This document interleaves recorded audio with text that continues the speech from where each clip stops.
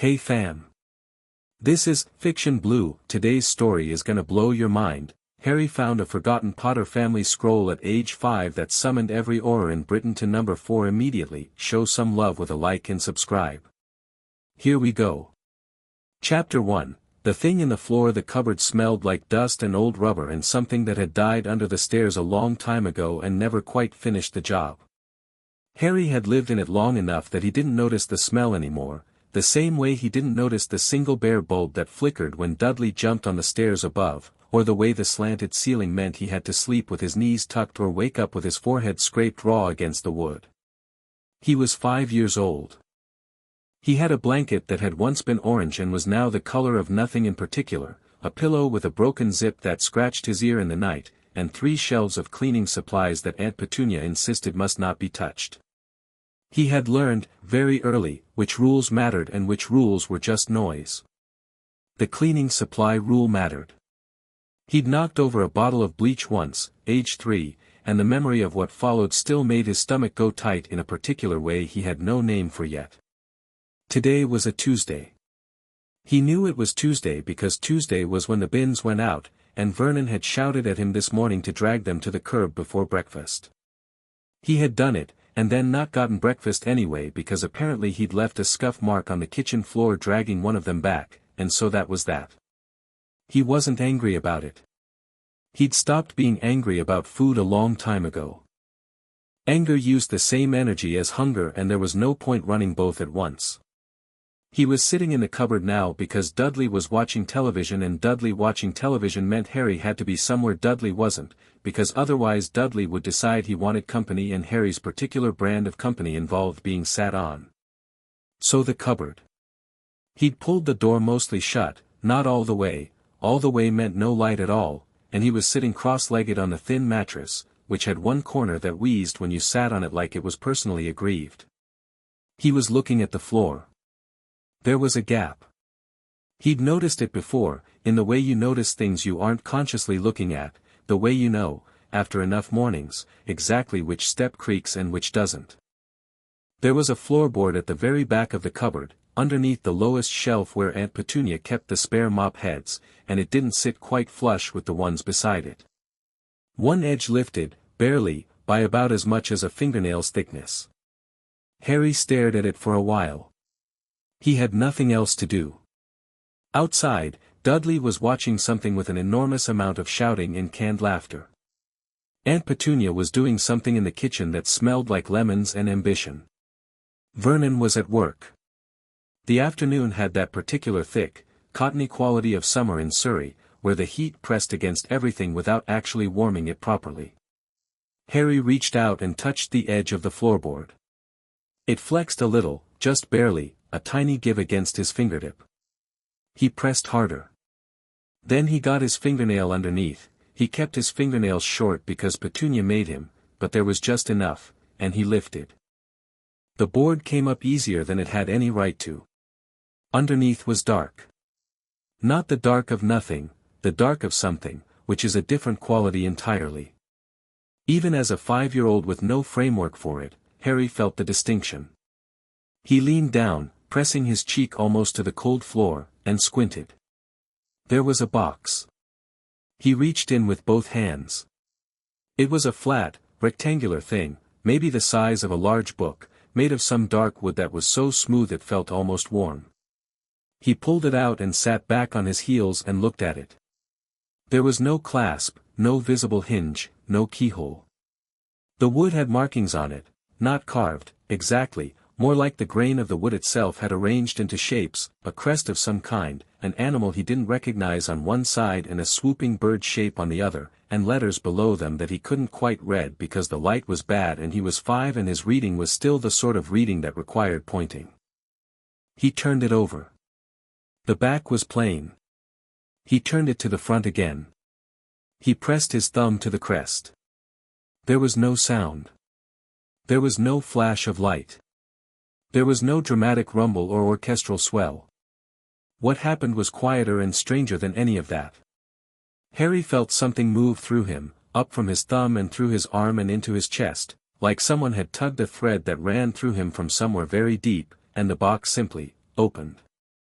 The lid loosened and lifted on a seam he hadn't been able to see before, and inside, on a bed of something that might once have been velvet but was now just a faded impression of color, was a scroll. It was rolled and tied with a thin red cord. The parchment, because it was parchment, Harry had seen that word in one of Dudley's discarded reading worksheets, had a particular yellowed quality that meant very old rather than very dirty. He picked it up carefully, the way he picked up anything that might be fragile, which was everything, because everything in his world had some consequence attached to breaking it. He pulled the cord loose. The scroll unrolled in his hands by itself. That was when things started happening. The writing on the scroll glowed. That's the only word for it, not shone, not gleamed, glowed, a warm deep gold like the last light before proper dark, and it pulsed once, twice, and then the letters rearranged themselves, which should have frightened Harry and for reasons he couldn't articulate didn't, and then the whole scroll flared, just once, very bright, and went back to being paper. Harry blinked. Then he carefully rolled the scroll back up, placed it in the box, and put the box on the shelf beside the spare mop heads because it seemed as safe a place as any. He went back to sitting on his mattress and thinking about this. About 4 minutes later, the first crack of apparition split the quiet Surrey afternoon like a gunshot. Harry heard it through the cupboard wall, a sharp, whip-crack sound, and then another, and then what sounded like several more in quick succession, like someone was setting off fireworks on the Dursleys' front lawn. This was immediately followed by Petunia shrieking from the kitchen, which was a specific kind of shriek Harry had categorized as external surprise as opposed to Harry-related anger, and then the heavy thump of Dudley sliding off the sofa. Harry opened his cupboard door. The hallway was empty, but through the frosted glass of the front door he could see shapes. Multiple shapes. Moving quickly. He could hear voices, clipped and urgent, and then a knock at the door that sounded nothing like a normal knock. It was precise and authoritative in a way that normal people's knocks weren't. Petunia appeared from the kitchen, dish towel in hand, face the color of old chalk. She stared at the door. She stared at Harry emerging from the cupboard. Something crossed her face, several things crossed her face in rapid succession, none of which Harry had the vocabulary for yet, and then she looked back at the door. Another knock. Precise. Non-negotiable. Who's there? Her voice came out wrong, too thin, too high. Aurors. The word came through the door clear as anything. Please open up, ma'am. This is not optional. Petunia's dish towel hit the floor. She looked at Harry again, and this time what was in her eyes was something much colder and much more animal than anything Harry had seen before. It was the look of something cornered. Then she straightened her spine, the way she did when she was about to be dignified in front of people she found distasteful, and she walked to the door and opened it. There were 7 of them on the front step and spread across the garden path, and they were wearing what Harry's brain initially filed as long coats before he registered they were robes, deep red with some kind of insignia at the breast, and they were all holding sticks of various lengths, wands, some wordless part of Harry supplied, though he didn't know where the word came from. The one at the front was a woman, middle height, with close-cropped gray-streaked hair and a square, serious face and the eyes of someone who processed information very quickly and then acted on it. She looked at Petunia. Amelia Bones, head of the Department of Magical Law Enforcement, she said, with the brisk efficiency of someone who'd introduced themselves under pressure many times. We received an emergency activation signal from a Potter family ancestral scroll approximately 6 minutes ago, traced to this address. She looked down at Harry, who was standing in the hallway behind Petunia. Is this Harry Potter? Petunia made a sound that wasn't quite a word. Harry stepped forward. Yes, he said. Amelia Bones looked at him for a moment that was a beat longer than it needed to be. Then she looked back at Petunia. We're going to need to come in. They came in. Petunia stood in the living room doorway in a state of rigid, trembling fury that she was keeping contained through what appeared to be sheer structural willpower. Dudley had retreated to the sofa and was staring at the robed people with an expression of profound alarm. Vernon's armchair sat empty and somehow still managed to communicate his personality. 4 of the Aurors fanned out, one to the back garden, one upstairs, one who walked through the kitchen giving it a slow, professional look, one who simply stood near the front door. The remaining 2 stayed near Amelia Bones, who had taken up a position in the center of the living room and was looking around with that fast-processing gaze. Harry stood just inside the doorway and watched all of this with great interest. "A scroll activated," Bones said, to Petunia, but not looking at her. She was looking at the walls, the floors, the general architecture of the space. "A Potter family summoning scroll. These are ancient magical instruments created during the Goblin Wars. They're keyed to Potter bloodline, and they activate automatically in the presence of a Potter heir under conditions of extreme distress or extraordinary need. They haven't been triggered in over 200 years." She paused. "Where was he when this happened?" "I don't know what you're talking about," Petunia said. "Where does Harry sleep?" Bones asked, still with that same level, unhurried tone. Petunia's mouth thinned. "He has a room, Mum." Dudley pointed at the cupboard door under the stairs, with the guileless treachery of a 6-year-old who didn't fully understand stakes yet. "He sleeps in there." The room changed. Harry felt it rather than saw it, a shift in the quality of the air, something tightening, the way pressure drops before a storm. One of the Aurors near Bones, a younger man with a long nose, turned his head very slowly toward the cupboard door. The woman on Bones's other side stopped writing on her clipboard. Bones looked at the door. She crossed the room in 6 steps, opened it, and stood in the opening. She was still for a long moment. When she turned back around, her face was still professionally composed, but there was something in the set of her jaw that hadn't been there before. "You've been keeping a child in a cupboard," she said. Not a question. Not even an accusation, technically. Just a statement of fact, laid down like something heavy on a table. "He has everything he needs," Petunia said, and her voice had gone strange and rigid. "He has a mop." Bones glanced down at Harry. "Did you find the scroll in there?" "In the cupboard." "Under the floor," Harry said. "There's a loose board." Bones's expression shifted by about 2 millimeters. "Can you show me?" Harry went to the cupboard, reached up to the shelf where he'd put the box next to the mop heads, and brought it out. He handed it to Amelia Bones. She took it with both hands, carefully, the way you carry something that has weight beyond its physical mass. She looked at the crest on the lid, the animal, the bird, the letters, and when she looked up at Harry her expression had shifted in a way he couldn't name but could feel, the way you feel temperature change. "This is a Potter family heirloom," she said. "An old one. Pre-statute of secrecy old." She glanced at one of the Aurors behind her. "Dollish. Bag it. Full preservation protocols." Then she looked at Harry and crouched down, actually crouched down, so she was at his eye level, and said, "Did you open it?" "Yes," Harry said. "How?" "There's no clasp, no key." "Most people couldn't." "I pressed my thumb on the picture," Harry said. "The crest thing. And it opened." Bones was quiet for a moment. "It responded to your blood," she said, and it wasn't quite a statement and wasn't quite a question. Harry thought about the thread he'd felt, moving through him. "I suppose so," he said. Bones looked at him for another of those slightly too long moments. Then she stood back up and turned to face Petunia, and her voice, when she spoke, was still level but had acquired a new edge, the way a blade you've been holding flat can be turned. "Mrs. Dursley," she said. "I'm going to need you, your husband when he arrives, and your son to come to the ministry for questioning."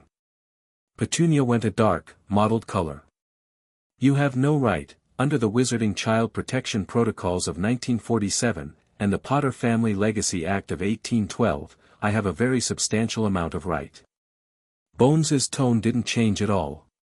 "The Auror Department has a mandatory obligation to investigate any activation of a family summoning scroll. Given what I've found in the first 5 minutes of this investigation, I expect that obligation is going to keep us very busy for quite some time." "We are ordinary people," Petunia said, with a trembling dignity. "We don't belong in your world." No, Bones agreed. But Harry does. And you've been making sure he couldn't access it. She picked up the clipboard from her Auror and began writing. That's a problem.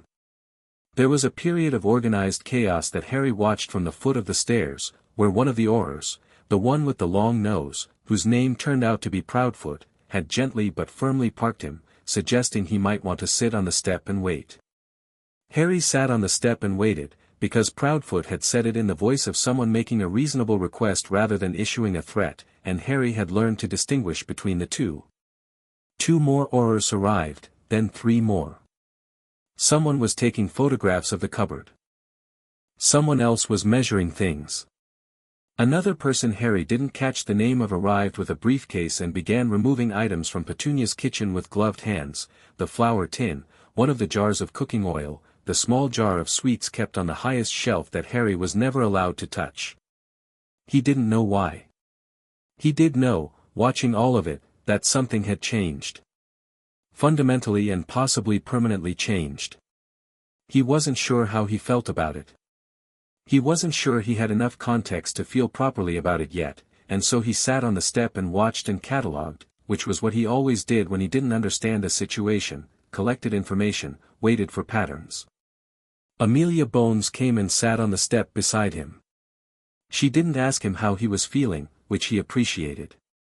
She sat beside him and looked at the organized activity in the living room for a moment, and then she said, "Your parents were James and Lily Potter."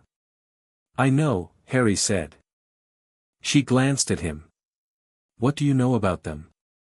"They died in a car crash," Harry said. "That's what Aunt Petunia says. My dad was a drunk." Bones was quiet for long enough that Harry looked at her, and what was on her face made him file away that particular piece of information for revision. "Did she say anything else about them?" Bones asked. "No," Harry said. "I asked. She doesn't like it when I ask."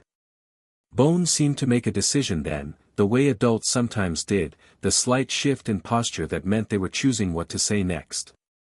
"Your parents were part of the magical world," she said. "They were well known. Respected. What happened to them? It wasn't a car crash." Harry thought about this. "What was it?" "Something much more complicated," Bones said. "And you deserve to hear the full story when someone can sit with you for long enough to tell it properly. Not here, not like this." Harry looked at her directly. "You're not going to tell me now because you think it'll upset me." Bones met his gaze. She had the eyes of someone who dealt with hard things regularly and had developed, through that process, a profound respect for directness. "Yes," she said. "I'd rather know," Harry said. "I know you would," Bones said. "And you will.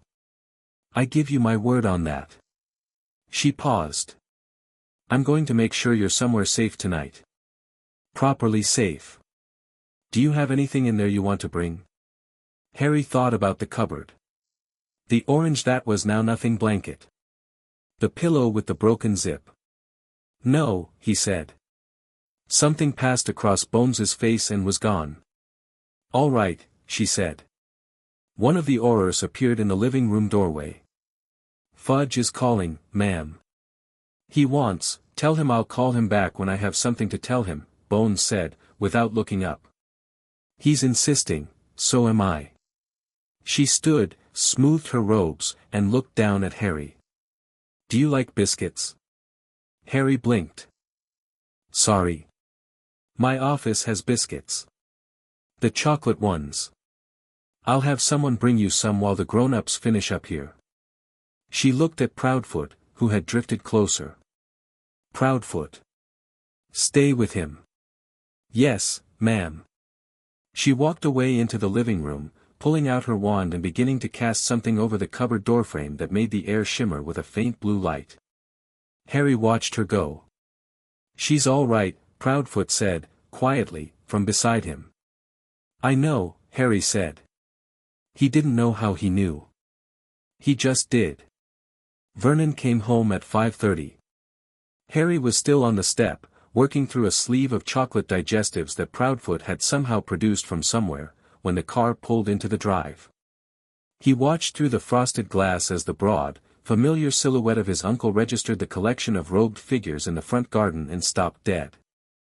The conversation that followed, on the doorstep, Harry could only partially hear, but he caught the words preposterous and I know my rights and perfectly normal family, all delivered in Vernon's blustering, brick-wall baritone. And then Amelia Bones's voice, cutting through it cleanly, the way a knife goes through something soft, "I'm sure you do, Mr. Dursley. Why don't you come inside and we'll discuss what rights are actually applicable here." Vernon came inside. He saw Harry on the step. His face did something complicated, the familiar reddening, the swelling, the barely leashed fury, and then he registered Proudfoot standing there, wand out in a casual non-threatening sort of way, and the fury restructured itself into something more careful. "Boy," Vernon said.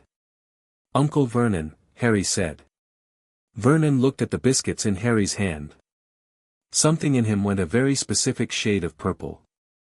"Everything is under control," Vernon said, "to no one in particular, or possibly to the universe at large." "That'll be for us to determine," Bones said, appearing in the living room doorway. "Mr. Dursley. Please come and sit down. I have questions." They were there for 4 hours. Harry didn't hear most of what was said in the living room because at some point Proudfoot moved him to the kitchen and fed him an actual meal, or rather, produced one via a small act of magic that Harry watched with absolutely undisguised fascination. A muttered word and a wave of the wand and a proper plate of food appeared on the kitchen table, and Proudfoot sat across from him and seemed to find Harry's expression gratifying in some way. "You've never seen magic before," Proudfoot said. It wasn't quite a question. "No," Harry said. "I've done some things, though. By accident." Proudfoot leaned forward slightly. "Like what?" Harry thought about it. The time he'd ended up on the roof of the school when Dudley's gang was chasing him. The time his hair had grown back overnight after Petunia cut it. The time he'd turned a teacher's wig blue and spent a week not being allowed food until he'd admitted it was a trick, which of course it hadn't been, because he hadn't known how he'd done it. "Things moved," he said, vaguely. "And I ended up somewhere I didn't mean to be once." Proudfoot made a note. "How often?" "I don't know. I stopped counting." Proudfoot looked at him steadily. "You're very calm," he said, not accusingly, just observationally. "Things have been happening all afternoon," Harry said. "I thought I should wait to see how it turned out before I decided how to feel." Proudfoot sat back and looked at him in a way that Harry filed under adults looking at me like I've said something unexpected, which happened to him occasionally, though usually in more hostile contexts. "Smart," Proudfoot said. "Your father was like that too, apparently. Head of Auror track at school, near enough. I never met him, but they tell stories." Harry looked at him. "He went to school here." "Wizarding school?" "Hogwarts," Proudfoot said. "Yes. Brilliant student. Very exuberant. You'll see what I mean when you read more about the family." He paused. "You should have access to that. It's your right." "What kind of right?" Proudfoot hesitated, and then said, "The scroll you found, it's not just a summoning device. Those old family scrolls held, they're like a seed, almost. They carry information. Records. The Potter family line goes back centuries. There are wills in there, letters, magical contracts, property deeds." He stopped himself. "Your head of Aurors will probably want to walk you through the official version rather than have me ramble at you over supper." "I prefer rambling," Harry said honestly. Proudfoot laughed, an actual laugh, surprised out of him. "God! You really are a Potter." Amelia Bones came to collect him from the kitchen at 8:30. She looked tired around the eyes, but her back was straight and her voice was level when she said, "We're done here for tonight. The Dursleys will be coming to the ministry tomorrow for formal questioning." She paused. "And I've arranged for you to stay somewhere else tonight." Harry looked at her. "Where?" "With a colleague of mine." She's got a large house and no particular patience for nonsense, which I think will suit you. Something like a dry smile. Her name is Augusta Longbottom. Her grandson is around your age. Harry thought about this for a moment. Am I going back here? He asked. Not plaintive, practical. Bones looked at him for a moment. Not tonight, she said carefully. What happens after that will depend on a few things. But, she stopped. Started again. No. Honestly, I don't think so. Not if I have anything to say about it. Harry nodded slowly. Okay, he said. He went back to the cupboard and got his blanket and his pillow. He left the mop heads. Outside, the Surrey evening was thick and golden, the kind of early summer twilight that makes everywhere look better than it is. The Aurors were still moving around the house, but more quietly now, the urgent energy of the first arrival having settled into methodical professionalism. 3 ministry cars, actual cars, not brooms, which somehow Harry found slightly disappointing, were parked along the curb. Harry stood on the garden path and looked up at number 4, Privet Drive. It was exactly like every other house on the street. Neat. Ordinary. The garden slightly better kept than average, because Petunia cared about the garden. Flowers in the window box. A wind chime Dudley had won at a fair hanging by the door. He felt something, standing there, that he didn't have a name for. Not grief, exactly. Not relief, exactly. Something between them, or below them both, like the feeling before you understand you're feeling something. Bones appeared beside him. She looked at the house too, briefly. I have a question, Harry said. Go ahead. The scroll, why was it there? In the cupboard? Bones was quiet for a moment. I don't know yet, she said. But I intend to find out.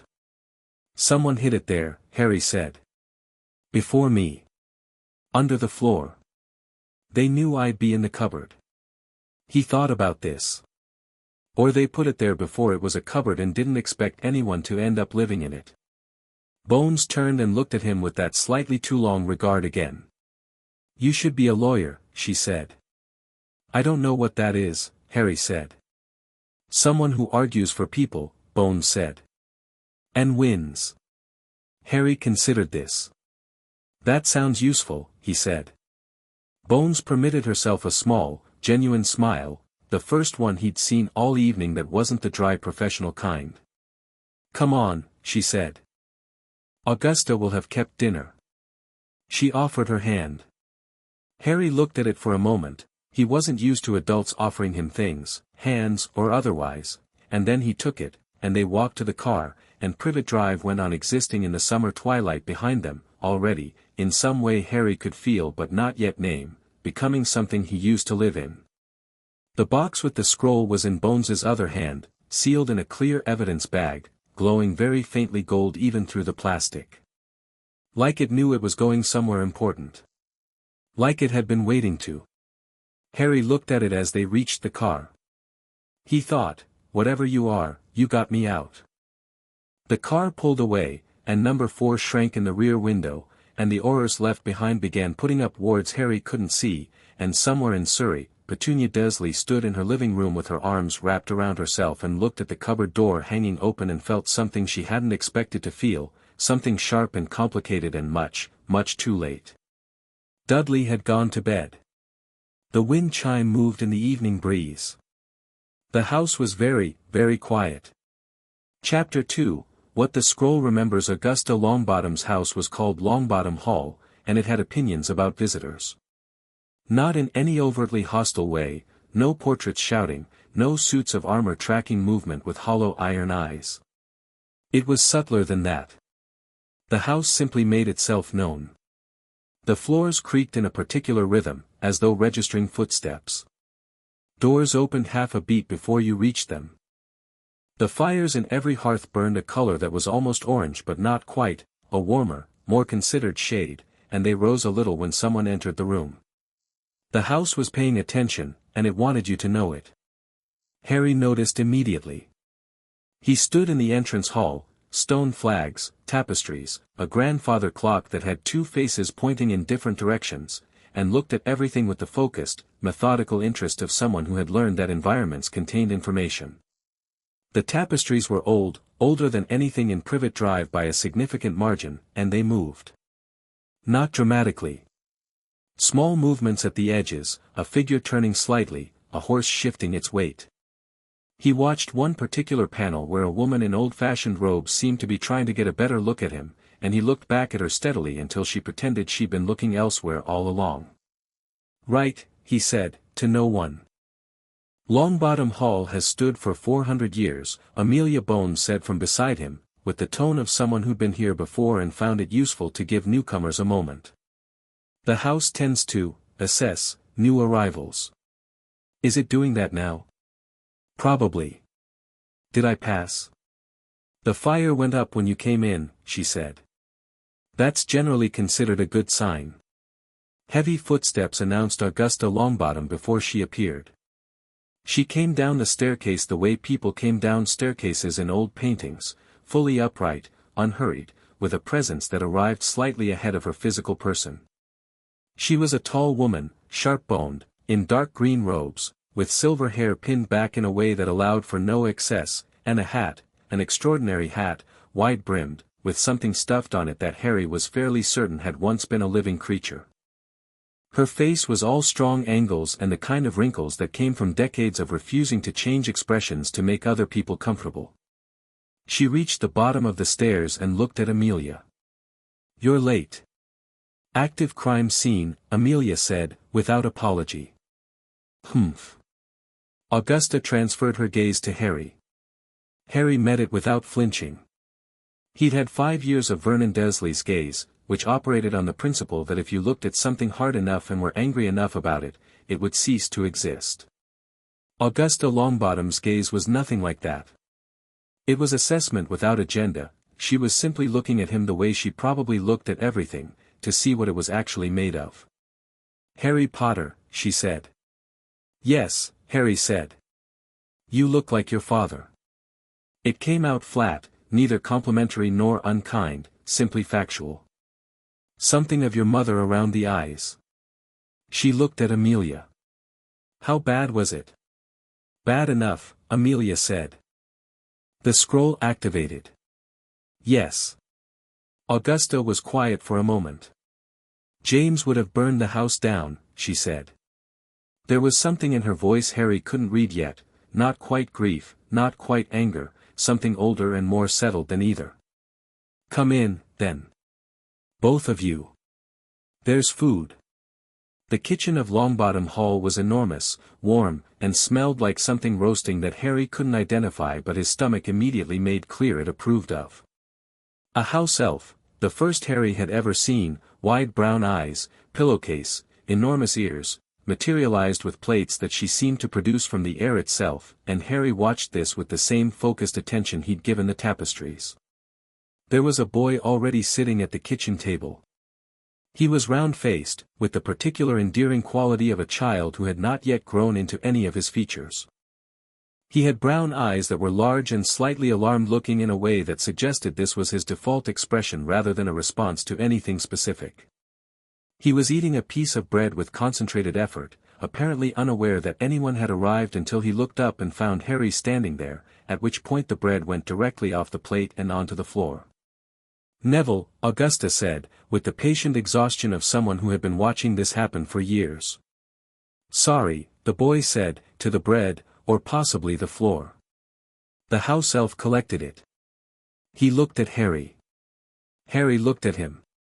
There was the peculiar moment that happens between children who have been placed in proximity to each other by adults, a negotiation conducted entirely through eye contact that determines whether this is going to be interesting or terrible. "Hello," Neville said. "Hello," Harry said. "Are you staying here?" "For tonight," Harry said. "Okay," Neville said, and moved his chair slightly to one side in a wordless gesture of accommodation that Harry found immediately likable. Harry sat down. The house elf put food in front of him. He ate it, and it was the best thing he'd had in as long as he could remember clearly, which was not a low bar so much as a structurally compromised one. Augusta and Amelia took their food to the other end of the table and spoke in low voices. Harry caught pieces of it, Ministry, Fudge, the Will, Dumbledore, and filed them. Neville watched Harry eat with the expression of someone observing something slightly astonishing. "You're really hungry," Neville observed. "Yes," Harry said. "We have more bread," Neville offered. "Thank you," Harry said. "I'm okay." He was, as it happened, more than okay. He was full for the first time in what felt like a long while, and the kitchen was warm, and the fire in the grate was burning that particular non-orange color, and the house was paying attention in a way that felt, improbably, like being watched by something that meant well. He looked at the tapestry visible through the kitchen doorway and it gave a small flutter that might have been acknowledgement. Harry flexed his fingers under the table and felt the thread in his chest, the same one the scroll had pulled on, still there, still faint, still present. Interesting. The scroll came out an hour later, on the kitchen table. Amelia had retrieved it from the evidence bag. With Augusta's fireplace, she explained, she could send a proper preservation-approved copy to headquarters and keep the original here where it could be properly examined without ministry oversight until the morning. Augusta had agreed with the brisk certainty of someone who considered ministry oversight a variable quality depending on who was doing it. The box sat between them. Harry and Neville sat across the table, Neville because Augusta hadn't told him to go to bed yet and he clearly wasn't going to mention it, Harry because Amelia had asked him to stay. "When you opened it," Amelia said, to Harry, "you pulled the cord on the scroll. Unrolled it." "Yes." "And then the letters glowed and rearranged."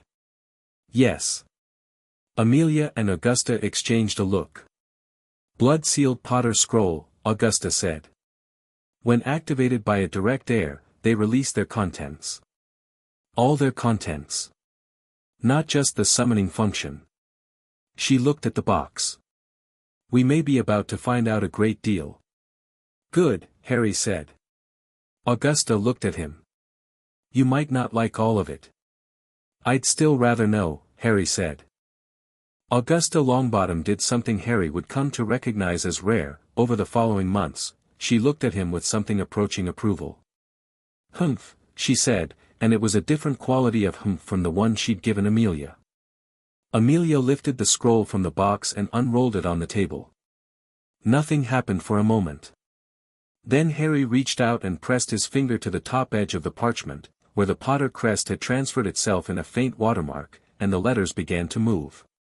They rearranged from the Old English or whatever it had been into modern script, and as they settled, the scroll seemed to exhale, somehow, and new text appeared below the existing text, lines of it scrolling up from the bottom as though being written live, and the scroll itself lengthened, impossibly, unrolling further than the physical parchment could account for, spreading across the table and down onto the bench. Amelia conjured a magnifying glass and leaned close. "Last will and testament," she read quietly. "James Charles Potter and Lily Juniper Potter. Dated October 15, 1981. The kitchen went very still. 16 days before they died," Augusta said. Amelia began reading, not aloud, not fully, but her lips moved and her eyes moved faster, and Harry watched her face, which was doing the thing he'd identified as her processing face, the one where her jaw went slightly tight and her eyes went very flat. Something in her expression shifted every few lines. Not dramatically. She wasn't a dramatic face-maker. But it was there. She stopped at a particular line. "Read it again." Looked up. "Who is Sirius Black?" Harry asked. Both women looked at him. "You're reading too fast," Augusta told Amelia. "I was checking for," Amelia paused. She turned the scroll slightly toward Harry. "Can you see it from there?" Harry leaned forward. The text was clear now, even from across the table, the gold glow making it easy to read. He found the section Amelia had stopped at. "Primary guardianship of our son, Harry James Potter, is hereby assigned to Sirius Orion Black, his godfather by blood right and magical bond. In the event of Sirius's incapacity, guardianship passes to Remus John Lupin. Under no circumstances is guardianship to pass to Petunia Dursley, née Evans, or her husband Vernon Dursley. We make this exclusion explicit and without condition. Under no circumstances, Harry read aloud. Explicit and without condition. Yes, Amelia said. Harry sat back. He turned this over in his mind.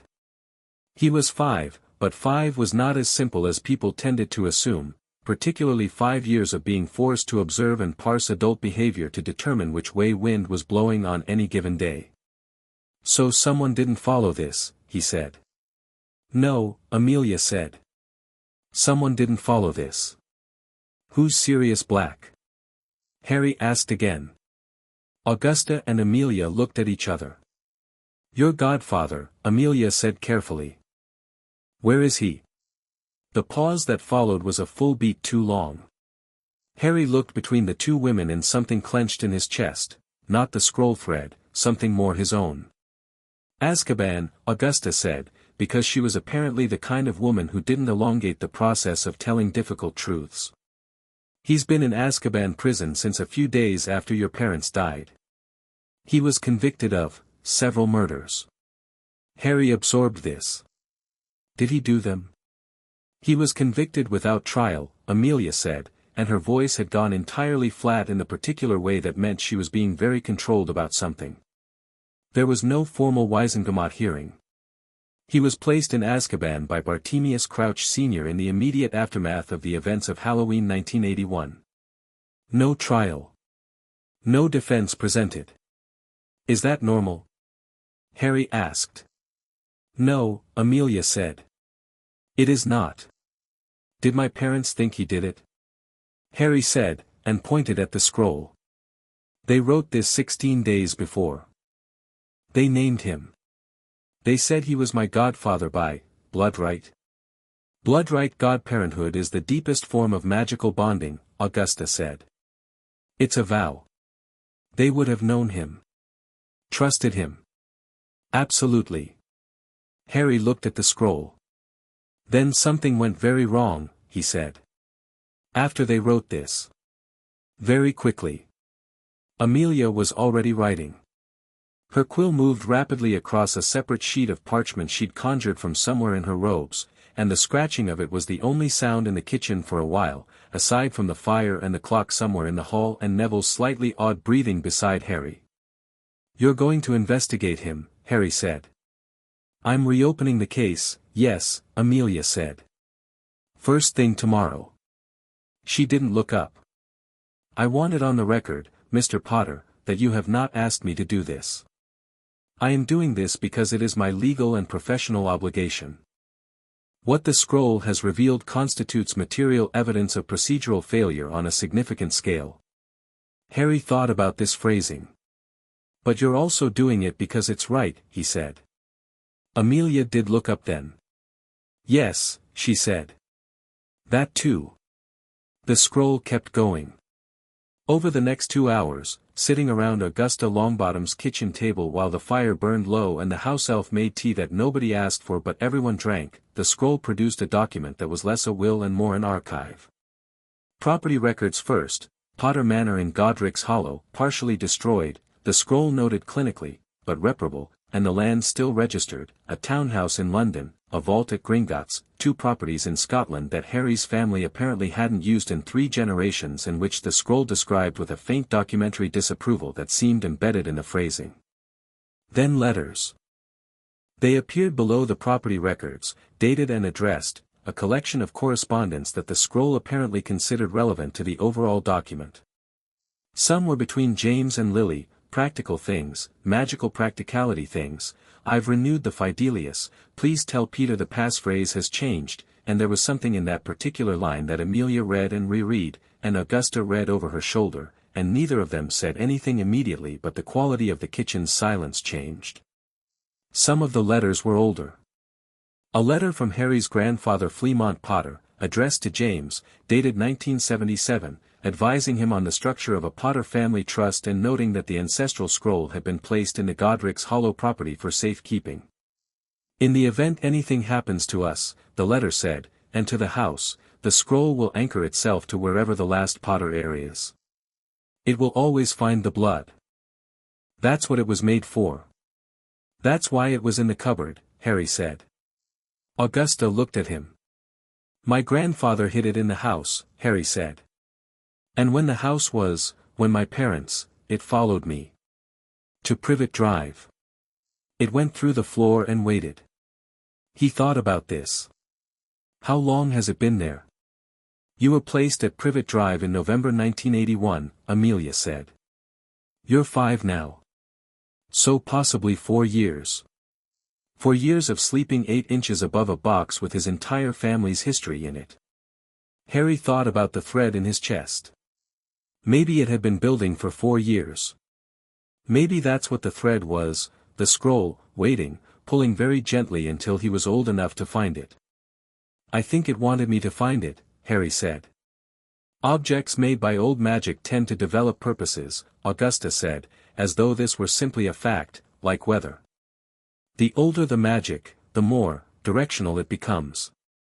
Neville, who had been quiet and very still for most of the last hour in the way of a child trying to avoid being noticed lest he be sent to bed, said, like Gran's clock. The one with the 2 faces. That clock has been in this house for 200 years, Augusta said. It now tells 2 different times because it has developed opinions about time that I find philosophically dubious but have chosen not to argue with. Harry looked at Neville. Neville looked at Harry. There was a shared moment of finding adults inexplicable that bridged any remaining gap between them. The last section of the scroll was different. The writing changed, still the same parchment, same ink, same general format, but the script shifted from the clear modern English of the will to something older and denser, and the gold glow intensified, and the text arranged itself in a way that felt less like a document and more like speech, direct and present. If you are reading this, it began, then the scroll has found you. If the scroll has found you, then you are the last or only Potter heir in a position of need, and the scroll has judged that need severe enough to activate. We, the Potters who inscribed this instrument, want you to know the following things. Harry pressed his thumb to the parchment. The writing flowed faster. You are heir to 4 centuries of magic. Not inherited magic, we cannot give you your power, that is yours and yours alone. But you are heir to 4 centuries of knowledge, and that is in some ways more valuable. The Potter line has made enemies and allies in equal measure. You will inherit both. The vault at Gringotts is yours by blood right at any age. The properties are yours. The seat on the Wisingamot, if it still stands, is yours. Do not let anyone tell you otherwise. Do not let anyone tell you to wait until you are older, or until some authority deems you ready, or until the circumstances are more convenient. There are people who benefit from keeping Potter heirs confused about their own birthright. There have always been such people. The scroll is a remedy for this. Magic runs in this family like a river, not a trickle. Use it. We love you. Whoever you are. Harry read it twice. Then he sat back. Neville was reading over his shoulder.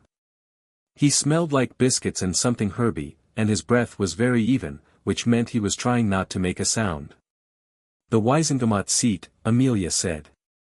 She was writing again. The Potters held a hereditary seat. It's been vacant and technically, improperly suspended since James died. It should have transferred automatically to the heir. To you. Why didn't it? Harry asked. Because no one filed the succession papers, Augusta said. She said it with the particular flatness of someone identifying something that makes them angry but who has decided to be practical about it. A 5-minute process. Standard inheritance law. No one did it. Who should have done it? Harry asked. The 2 women looked at each other. Someone with oversight of your guardianship and knowledge of wizarding inheritance law, Amelia said carefully. Someone like Dumbledore? Harry said. The name dropped into the kitchen like a stone into still water. He hadn't known it until Proudfoot had let it slip at dinner, something about the headmaster's arrangement with the ministry, said almost to himself, quickly walked back but not quickly enough. Harry had stored it, turned it over, and now, in the context of the will and the missing seat and the godfather in prison without trial, he put it on the table. Augusta looked at him with an expression he was starting to associate with the concept of respect, though he didn't have that word quite right yet, the sense of being seen as capable. "You're going to talk to him, aren't you?" Harry said, to Amelia. "The headmaster of Hogwarts is not under my jurisdiction," Amelia said.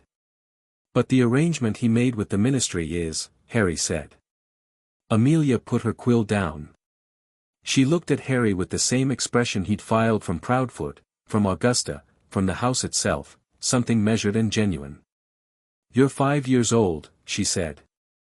"Yes," Harry said. "Right," she said, and picked her quill back up. They put him to bed eventually. Not the cupboard, a guest room on the second floor with an actual window and curtains that were slightly faded but properly there, and a bed with a headboard and a duvet that was so much heavier than his blanket that it felt for a moment like being held down, and then after a moment more like being held, which was different. Neville knocked on the door frame 10 minutes after he'd gotten in, wearing an enormous pair of pajamas and holding a frog. "This is Trevor," Neville said. "He gets out sometimes. I check all the rooms." "Sorry." Harry looked at Trevor. Trevor looked at Harry with the particular flat wisdom of a toad who had seen things. "He can stay," Harry said. "If he wants." Neville's face arranged itself into something quietly pleased. He put Trevor on the windowsill, where Trevor sat with great dignity, and then hovered in the doorway. "Are you scared?" Neville asked. Harry thought about it. "No," he said. "I think I should be. I don't really know what's happening yet. But I'm not scared." Neville nodded slowly. "Gran says fear is just information," he said. "She says the thing to do is decide what you're going to do with the information." "That's good," Harry said. "She's scary," Neville said, with enormous affection. "I noticed," Harry said. Neville retrieved Trevor, who had begun making a slow and purposeful journey toward the door, and stood for another moment. "My parents are in St. Mungo's," he said. "The hospital." "They were, something happened to them." "Something bad." He wasn't asking for sympathy, Harry realized. He was establishing equivalence. Finding common ground in the particular way children did when they sensed it. "Gran doesn't talk about it much, but I know it was something to do with the war." "Same war your parents, yeah," Harry said. "So you're not the only one," Neville said. "That's all." He left. Trevor made a bid for freedom that Neville intercepted by reflex at the top of the stairs. Harry lay in the dark and looked at the ceiling, which had a crack in the plaster shaped like a river, and thought about the scroll. About the thread in his chest. About his parents, who had written a letter 16 days before they died naming who should take care of him, who had specifically, explicitly, without condition excluded the Dursleys, who had trusted Sirius Black with their son's life and had their wishes ignored by someone. He thought, magic runs in this family like a river. He pressed his fingers to his sternum. The thread was there, warm, present. He pushed a very small amount of whatever it was outward, just to see what happened. The curtains moved. No wind. Just moved, a slow ripple, like something breathing. He pulled the thread back in and folded his hands on the duvet and stared at the ceiling crack. Right, he thought. Downstairs, Amelia Bones sat at Augusta Longbottom's kitchen table with 14 rolls of parchment, 3 open reference texts, and a cup of tea that had gone cold an hour ago. She was still writing. Augusta sat across from her, not sleeping, because Augusta Longbottom appeared to sleep about as much as a lighthouse. Dumbledore placed him there, Augusta said. It wasn't a question. The boy was delivered to Privet Drive on the 1st of November, 1981, by one Rubeus Hagrid, on Dumbledore's instruction, Amelia said. Ministry record, which I've just cross-referenced with the Owl Dispatch logs from that night. Dumbledore also sent a letter to Cornelius Fudge's predecessor advising that Harry Potter had been placed with his remaining family and requesting that no further investigation be opened into his welfare as the blood wards at the property would suffice for his protection. Blood wards, Augusta said, with a particular tone. Yes. Blood wards predicated on the sacrifice Lily Potter made, a powerful protective magic. Real. Genuinely protective, as magical theory goes. Amelia paused. The blood wards protected him from external magical attack. They did nothing whatsoever about the internal conditions of the house. So he was safe from Voldemort's remaining followers, Augusta said. And completely unprotected from his aunt and uncle. Augusta looked at the ceiling, in the general direction of the guest room. Her jaw was set. James would have, she stopped. Started again, differently. Charles Potter sat next to me on the Wisengamot for 19 years. James was a child running around this house with Frank. I watched that boy grow up. She paused. He trusted Dumbledore. Most people did, Amelia said. Most people still do. Yes, Amelia agreed. That will make this difficult. The fire crackled. The clock in the hall muttered something to itself in its two-faced way. He asked about the Wisengamot seat, Augusta said. He processes fast, Amelia said. Faster than most adults I interrogate. He's a Potter, Augusta said, as though that explained it fully. And perhaps it did. She stood, collected the cold tea, disposed of it, conjured fresh. What's your plan for tomorrow? Ministry at 7, Amelia said. The Dursley questioning, the official case file opened, preservation spells on the scroll contents, and then, she paused. And then I want to request the Azkaban visitor log and the arrest record for Sirius Black from 1981. That will make Fudge unhappy. Fudge has been calling my office every 40 minutes since 6 o'clock, Amelia said. He's already unhappy. I've decided to let him stay that way. Augusta permitted a very small smile. Good, she said. Good night, Amelia. Good night, Amelia said, and kept writing, and the fire burned its particular warm not quite orange, and the house listened, and the scroll upstairs in the guest room glowed very faintly in the dark on the beside table where Harry had placed it, patient, ancient, and entirely satisfied. Chapter 3. The boy who was filed away. The Ministry of Magic smelled like parchment and anxiety and the particular kind of institutional cleanliness that existed to cover up the fact that no one had opened a window in decades. Harry noticed this before he noticed anything else, the smell, and then the sound, which was many people talking in many directions at once, footsteps on marble, the flutter of interdepartmental memos zipping overhead like birds that had forgotten how to be birds properly. Amelia had brought him in through the visitor's entrance, a red telephone box on a London street that descended when you dialed a specific sequence, and Harry had stood in it with his hands at his sides and felt the ground drop away beneath him and thought, of course this is how it works. The whole thing had the quality of a solution that someone came up with because it was clever rather than because it was good, and he was already beginning to understand that the wizarding world had a lot of those. The atrium was enormous. Gold and marble, a fountain in the center with a statue he didn't look at for too long because something about it bothered him in a way he couldn't immediately name, figures he'd need to think about later. Witches and wizards moving in every direction, a controlled bustle with the underlying current of a place where things happened and people knew it. Several people looked at Harry as he walked through. He was wearing borrowed clothes, a jumper of Neville's that was 2 sizes too large, belted at the waist with a piece of cord because Neville was built more substantially than Harry and the only alternative had been Augusta's extremely firm suggestion of robes, which Harry had politely declined on the grounds of not wanting to trip over himself in a professional setting. He'd said it exactly like that. Augusta had looked at him and then looked away without commenting, which he was learning was her form of approval. Amelia walked fast. He kept up. Proudfoot was with them, and another Auror named Savage who was approximately the width of a doorframe and said very little. They moved through the atrium, past the lifts, and then into the lifts, grills clanging shut with a mechanical confidence that suggested the elevators also had opinions. Level 2, Amelia said to no one. The lift moved. Who's Fudge? Harry asked. Amelia glanced at him. Proudfoot studied the middle distance. Minister for Magic, Amelia said. He runs the ministry. Or believes he does. What does he actually do? Manages perceptions, Amelia said, in the tone of someone saying something accurate without saying everything. And he's been calling you all night because of the scroll.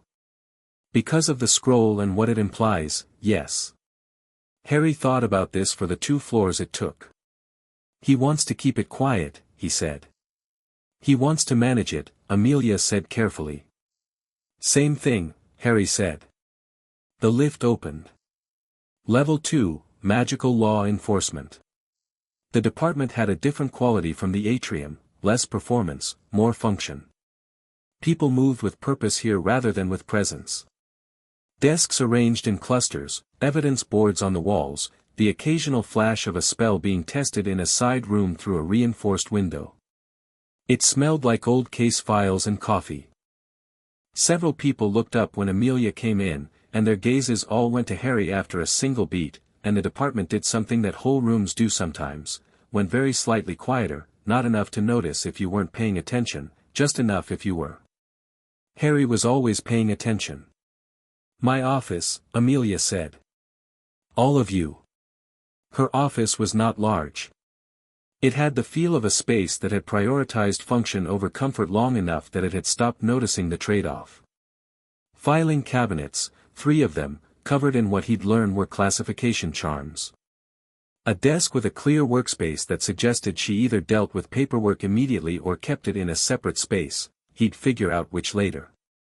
A single framed photograph on one wall, a woman and a girl, smiling, in summer clothes. He noted it and moved on. She pointed him to a chair. He sat in it. It was a real chair with arms and a back, which he sat in the same way he was learning to sit in good things, without making a production of it. Fudge is coming at 9, Amelia said, settling behind her desk and opening a folder. I need you to understand something about that meeting before it happens. All right, Harry said. Cornelius Fudge is not a malicious man, she said. He's a careful one. There's a difference, and it matters. Malicious people have plans. Careful people have habits, and the most dangerous habit Fudge has is deciding what the acceptable version of events is before all the events have been examined. She looked at him steadily. He will try to find a version of what happened to you that doesn't require him to take uncomfortable actions. What kind of version? Harry asked. One where Dumbledore made a reasonable judgment call given the information he had. One where the Dursleys' behavior, while regrettable, was not technically within magical law to address. One where Sirius Black remains where he is because reopening that case has political consequences. She paused. One where you are quietly and comfortably housed somewhere acceptable and the scroll is filed as a curiosity and the whole thing becomes something that happened, rather than something that requires accountability. Harry thought about the letter from his parents. Under no circumstances. The explicit, conditioned to death exclusion of the Dursleys. The will his parents had written 16 days before they died. What do you want me to do in the meeting? He asked. Exist, Amelia said. Truthfully. If he asks you a question, answer it accurately. Don't perform distress you don't feel and don't conceal distress you do. She paused. Do you feel distress? Harry considered the question with the seriousness it probably deserved. Not distress exactly, he said. I'm angry. About? My parents wrote instructions, he said. Specific ones. They were ignored. And no one seems to have thought that was a problem until yesterday. That's a reasonable thing to be angry about, Amelia said. I know, Harry said. She almost smiled. You'll do fine, she said. Fudge arrived at 9:04, which Harry suspected was deliberate, close enough to punctual to be defensible, late enough to signal that his time was allocated by his own priorities. He was shorter than Harry had expected, in lime green robes with a bowler hat in his hands that he turned at the brim as he came through the door, a gesture that looked habitual and unacknowledged. He had kind eyes, which was the first thing Harry noticed and the thing that made him most careful. "Amelia," Fudge said, warmly, the warmth of someone who'd perfected warmth as a political instrument. "And this must be," he looked down at Harry with an expression of rehearsed compassion. "This is young Harry." "Harry Potter," Harry said. "Not unfriendly. Just precise." "Yes. Yes, of course." Fudge sat in the chair beside Harry rather than across the desk, a choice Harry clocked immediately, the move of someone trying to create lateral alliance rather than hierarchical distance. "I wanted to come down personally, you understand, as soon as I heard." "Dreadful business." "Absolutely dreadful." Harry waited. "The important thing," Fudge continued, and his tone had shifted into something smoother, the register of a man delivering a message he'd prepared, "is that we make sure you're comfortable and settled as quickly as possible. The ministry takes child welfare extremely seriously, and I want you to know that everything that can be done, will be done." "Good," Harry said. "When will the Sirius Black case be reopened?" Fudge's hat-turning stopped. In the small, sharp silence, Harry watched three things happen on Fudge's face in rapid succession. Surprise, because he hadn't expected the question. Recalculation, because he was fast enough to do it. And then a kind of careful management, the face of a man deciding which version of reasonable to be. That's a very complicated situation," Fudge said. "Sirius Black was convicted, he wasn't tried," Harry said. Fudge looked at Amelia. "The arrest record confirms no formal Wiesengemot hearing," Amelia said, from behind her desk, her voice neutral as stone. "I pulled it this morning." The circumstances at the time were extraordinary," Fudge said. "Bartemius Crouch made a judgment, my parents named Sirius Black as my guardian," Harry said. "They wrote it 16 days before they died. The will is in the scroll. It's a legally binding document." He paused. "It was ignored. I want to know why." Fudge turned to Amelia with an expression that was trying to be disapproving and landing somewhere closer to cornered. "Amelia, is it entirely appropriate to be discussing these legal complexities with a 5-year-old? He raised them," Amelia said. "I didn't." Fudge looked back at Harry. Harry looked back at him. The thing about Fudge was that he wasn't stupid. Harry could tell that already. Stupid people had a different quality, a simpler one, and Fudge was not that. He was a man who had spent a long career developing an instinct for which way forces were moving, and those instincts were firing now. Harry could see it in the small recalibration happening behind his kind eyes. He was re-evaluating. "We will look into it," Fudge said, and the shape of the words was different now, still careful, but no longer performing compassion over a prepared script. He was negotiating. "There is a process, you understand.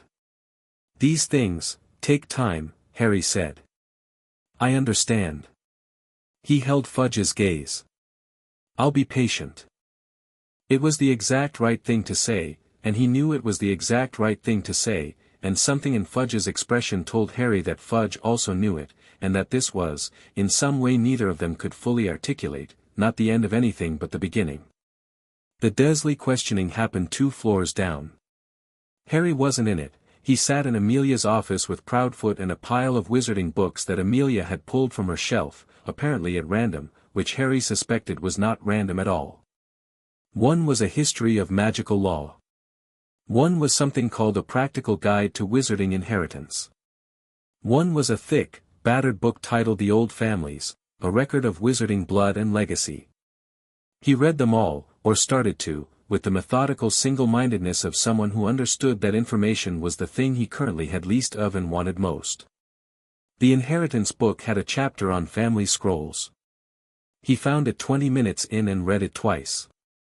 Family summoning scrolls, also called ancestral writs of last resort, were created primarily between the 12th and 14th centuries by the oldest wizarding families as a safeguard against persecution, both magical and mundane. They are keyed to the blood of the creating family and respond only to a direct heir in a state of need as determined by the scroll's own embedded magical consciousness. It is, in effect, an intelligent artifact. When activated, the scroll releases several simultaneous enchantments, a location signal to the nearest available magical authority, an unlocking of all sealed family records stored within it, and a resonance charm that begins the process of re-establishing the heir's connection to their family magic. Harry stopped at family magic and read the surrounding paragraph carefully. The concept of family magic is distinct from individual magical ability. Where individual magic is personal and grows with the witch or wizard, family magic is accumulated, a layered inheritance of magical signature, intent, and practice that belongs to the bloodline rather than to any single person. An heir who has been separated from their family magic, through physical distance, blood-ward interference, or deliberate suppression, may experience its re-establishment as a physical sensation, often described as a thread or cord settling in the chest. Harry pressed his fingers to his sternum. The thread was there. Warmer today than it had been yesterday. More present. He thought about the curtains moving in the guest room. He thought about the roof of the school. He thought about 4 years of accidental magic with no framework, no context, no understanding of what it was. He thought, what else can I do? Petunia sat across from an Auror named Scrimgeour. Amelia had chosen him specifically, and Harry would later understand why, in an interview room that had been designed to be as uncomfortable as possible without being overtly threatening. Scrimgeour was a lean, tawny man with a sharp face and no patience for performance. He had been questioning Petunia for 40 minutes. She had given him the Dursley version of events, which was a thing constructed from selective truth, genuine self-justification, and the extraordinary human capacity for reframing cruelty into something that sounds, from the inside, like reasonableness. The boy was strange. The boy's parents had been dangerous people. She had kept him safe, fed, housed, she emphasized housed with particular force, and if the arrangements were not what some people might consider, if the wizarding world had different ideas about, he was in a cupboard, Mrs. Dursley, Scrimgeour said, for the second time, without inflection. He had a mattress, Petunia said. The interview room had a mirror. Behind the mirror, Amelia Bones watched, arms folded, and said nothing. What Petunia said next was more complex, and harder, and contained, buried in the Dursley defensive structure of rightness and normalcy, something that was almost the truth. My sister chose that world, Petunia said, and her voice shifted, cracked slightly along a very old fault line. She chose it over everything. Over me. Over our family. She was brilliant and she was powerful and she disappeared into it and didn't come back, and then she died and they sent her son to my door with a letter and expected me to. I am not a part of this world. I never wanted to be. I wanted to be ordinary. She stopped. Scrimgeour waited. He reminded me of her, Petunia said, barely. Every day. Scrimgeour wrote something and said, that will be all for now, Mrs. Dursley. Behind the mirror, Amelia thought about a lot of things, and felt all of them, and filed them appropriately, and went back upstairs. Vernon's interview was shorter and considerably louder. Vernon did not have Petunia's buried complexity. Vernon had certainty, which was in its way a worse thing, the absolute, load-bearing certainty of a man who had told himself a story long enough that he'd forgotten it was a story. The boy was abnormal. They had tried to make him normal. It was a kindness. The room, the food arrangements, the rules, all necessary management of an unnatural situation that had been imposed on them without consent. He said without consent with great emphasis. Scrimgeour said, Mr. Dursley, a 5-year-old child was in your care. An abnormal child, Vernon said. A child, Scrimgeour said. Vernon went red and stayed red and didn't say anything particularly useful after that. Amelia read the summary 2 hours later, in the 15-minute window between the Dursley questioning and a meeting she was about to have with the head of Magical Child Services, and underlined 2 phrases in the summary notes, without consent and necessary management.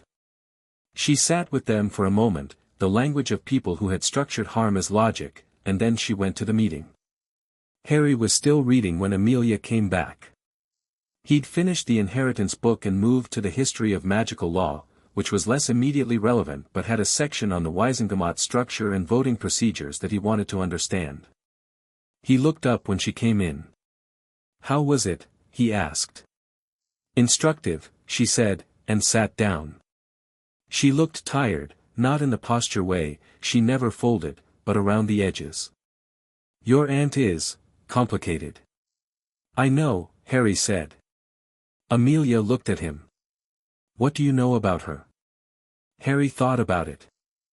"She was scared of anything she couldn't explain. And she was angry at my mum.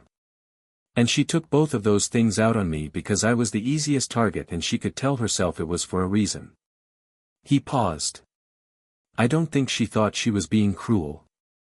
I think she thought she was being right. That's harder." Amelia was quiet for a moment. "Yes," she said. "It doesn't mean it wasn't cruel," Harry said. "No," Amelia agreed. "It doesn't." She opened the top drawer of her desk and produced the scroll box.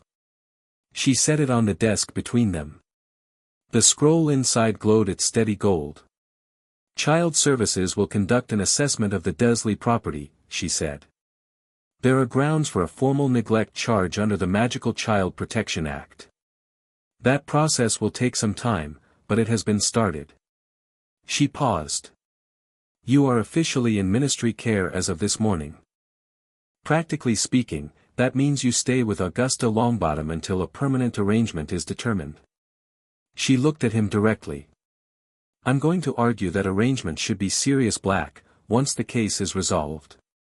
But that will take time." "How much time?" Harry asked. "I don't know yet. Months, possibly." She paused. "Possibly longer. Getting a Wisengamot review convened for a case that was closed without trial there will be resistance."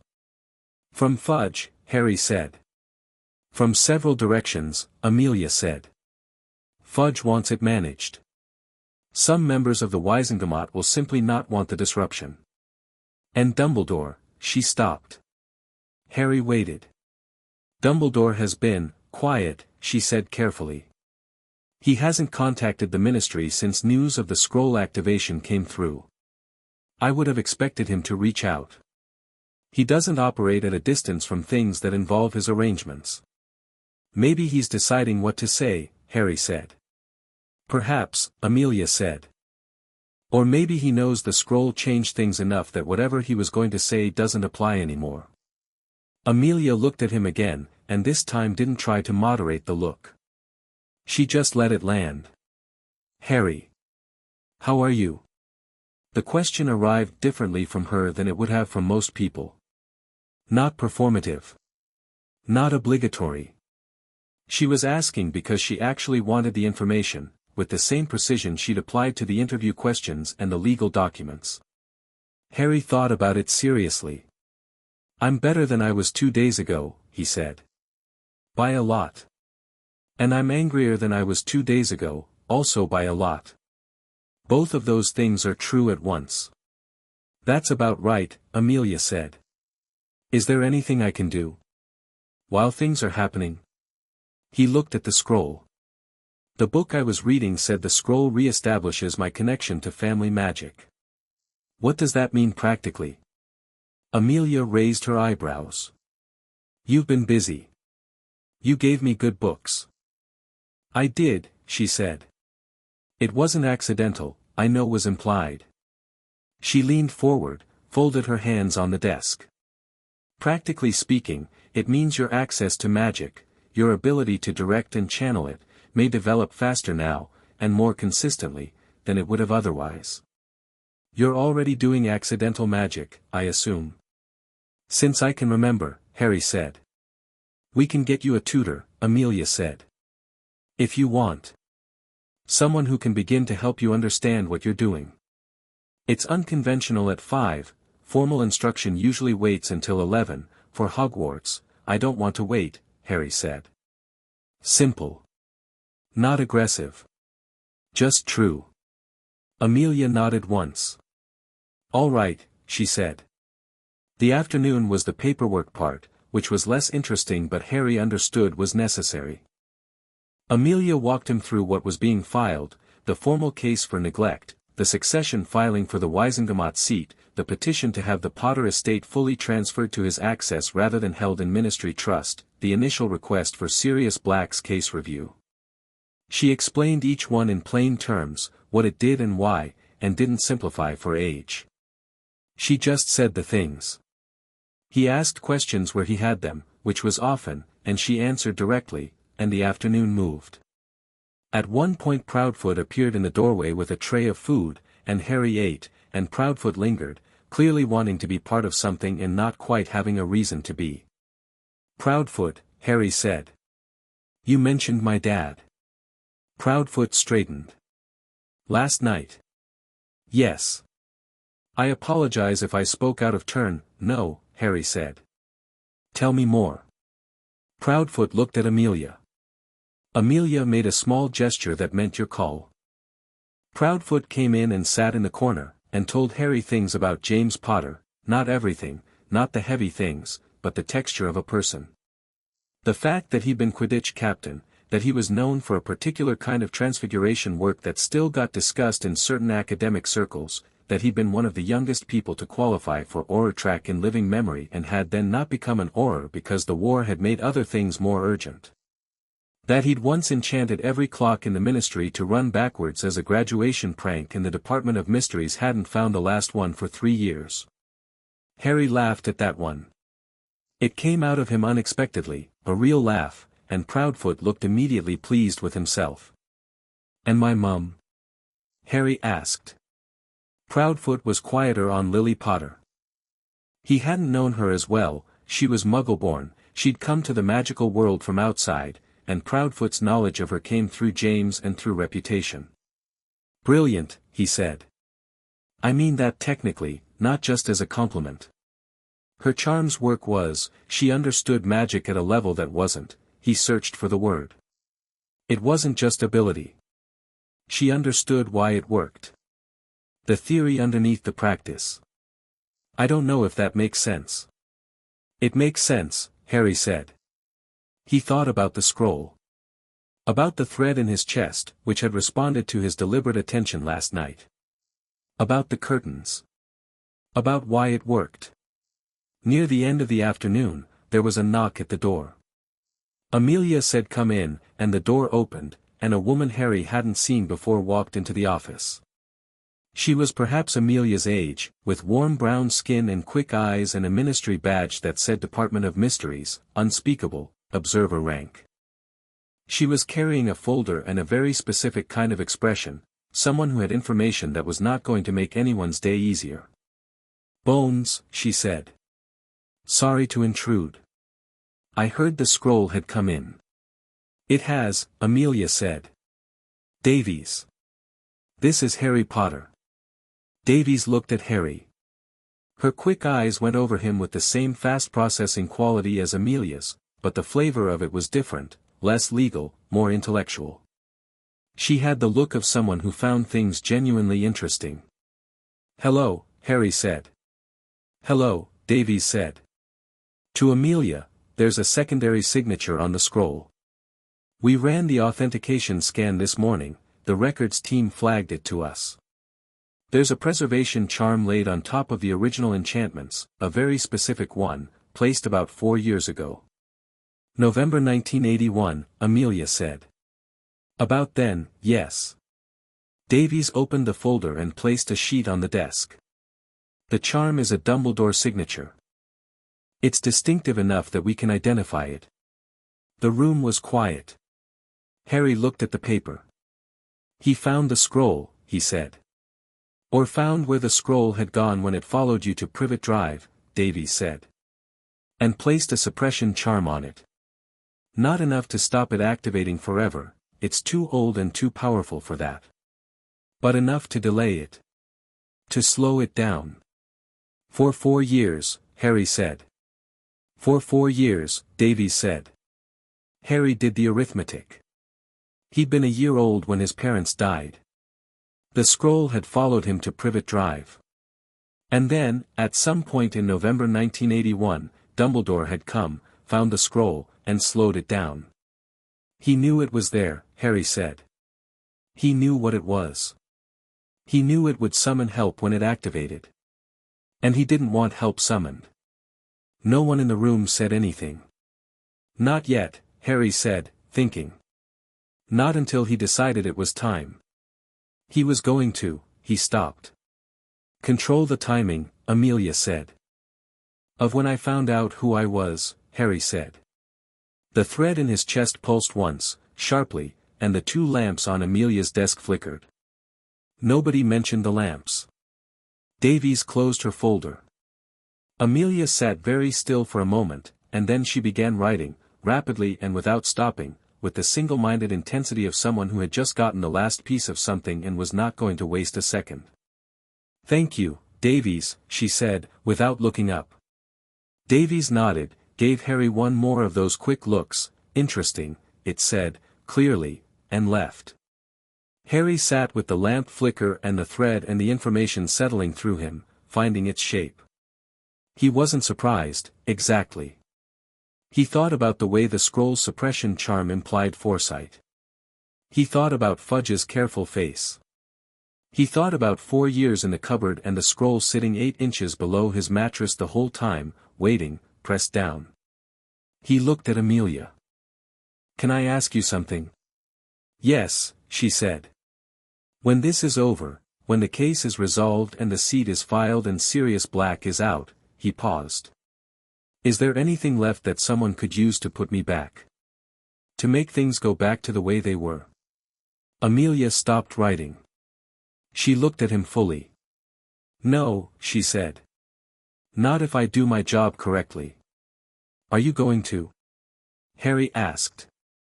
Not doubting, verifying. "Yes," Amelia said. He nodded. "Okay," he said. He picked up his book and went back to reading, and the lamp flames settled and straightened, and outside the office the ministry hummed with its 1,000 processes, and somewhere in a filing cabinet a case with the name Black, Sirius Orion sat waiting to be pulled, and the scroll in its box on Amelia's desk glowed warm and gold and patient, and the boy who had been filed away was already, methodically, filing himself back in. Chapter 4. The name on the wrong cell. Azkaban's visitor logs were kept in the Department of Magical Law Enforcement sub-basement, in a room that had no windows and smelled like old water and forgotten things. The logs were physical, enormous leather-bound ledgers, one per year, charmed to record every arrival and departure at the prison in permanent ink. Nobody visited Azkaban much. The pages were mostly empty. Amelia pulled the 1981 ledger herself, at 6 in the morning, before most of the department had arrived. Harry wasn't there for this part. Augusta had kept him at Longbottom Hall the previous night and would bring him in later, but Proudfoot was, standing in the doorway of the sub-basement with 2 cups of coffee and the expression of a man who understood that what was happening was significant and wanted to be useful without being in the way. She found the entry for November 3, 1981. Black, Sirius Orion. Delivered by Auror Detachment, Authorization Crouch Beat Sr. No hearing scheduled. Containment, permanent. That was it. 3 lines. No defense counsel listed.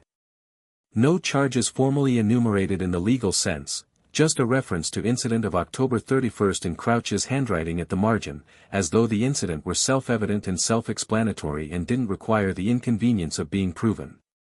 She stood in the sub-basement looking at 3 lines that had ended a man's life and decided a child's fate for nearly 4 years, and felt something that she kept mostly below the professional waterline but let herself feel fully for approximately 30 seconds.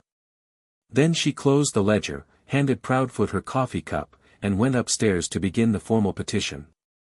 Harry arrived at the ministry at 7:30, this time with Augusta, who moved through the atrium with the unhurried authority of someone who had been in this building when most of its current occupants were in school and had not been impressed by it then either. She wore the hat. Harry had decided the hat was a statement rather than an accident, a deliberate piece of personal architecture that announced I am exactly who I am and I am not adjusting for your comfort. He was starting to like her very much. They took the lift to level 2, and Harry noticed, as he had yesterday, that people looked at him. Not the casual look of oh, a child, but something with more weight to it. Some of them looked away quickly. Some held it for a beat too long. He was starting to understand that his face carried information for people in this world. It told them things he hadn't said, connected him to events he'd been too young to witness. He was working out what to do with that. Amelia met them at her office door, holding a folder that had the stretched, slightly overstuffed quality of a folder that had been packed efficiently but not comfortably. "Good," she said. "You're here. Come in." They came in. Augusta folded herself into a chair with aristocratic economy of movement. Harry took the other chair and looked at Amelia's desk, which had 3 new stacks of parchment on it, which meant she'd been here since before anyone reasonable would call morning. "I've filed the formal case review petition for Sirius Black," Amelia said, setting the folder down. "It went to the Wisengamot scheduling office this morning. I also sent a separate brief to the Office of Magical Law, citing the specific provisions of the Criminal Proceedings Act of 1734 which require that any person in prison must receive a hearing within 48 hours of arrest." She paused. Sirius Black was arrested and imprisoned without exercising that provision. Which means, technically and legally, that his imprisonment has been unlawful for the entirety of its duration. Augusta made a sound that was not quite a word but communicated several things simultaneously. "How long until the review?" Harry asked. "I requested emergency scheduling," Amelia said. "Given the circumstances, the new evidence from the scroll, the procedural violations, the connection to a minor's welfare case, I believe I can make a strong argument for expedited proceedings." She sat down. "The resistance will come from people who don't want expedited anything. Who want time to manage the narrative." "Fudge," Harry said. "Among others." She opened the folder. "What I need to tell you this morning, both of you, is that the case has additional complexity. More than I initially understood." Harry leaned forward. "When I pulled Black's full arrest record," Amelia said, "I found the official account of what happened the day after your parents died. The official account is that Sirius Black confronted a man named Peter Pettigrew on a London street. That Pettigrew accused Black of betraying your parents to Voldemort. That Black then killed Pettigrew and 12 muggles with a single curse, and was found laughing in the crater." The word laughing landed with a particular weight. Harry looked at it. "That's the official account," he said. "Yes. What's the problem with it?" Amelia paused. "2 problems. The first, the spell used in that street, the one that killed 12 people, was identified as a blasting curse. The forensic signature of a blasting curse is distinctive.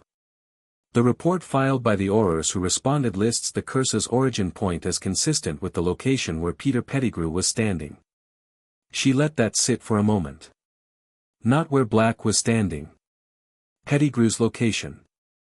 Harry worked through this.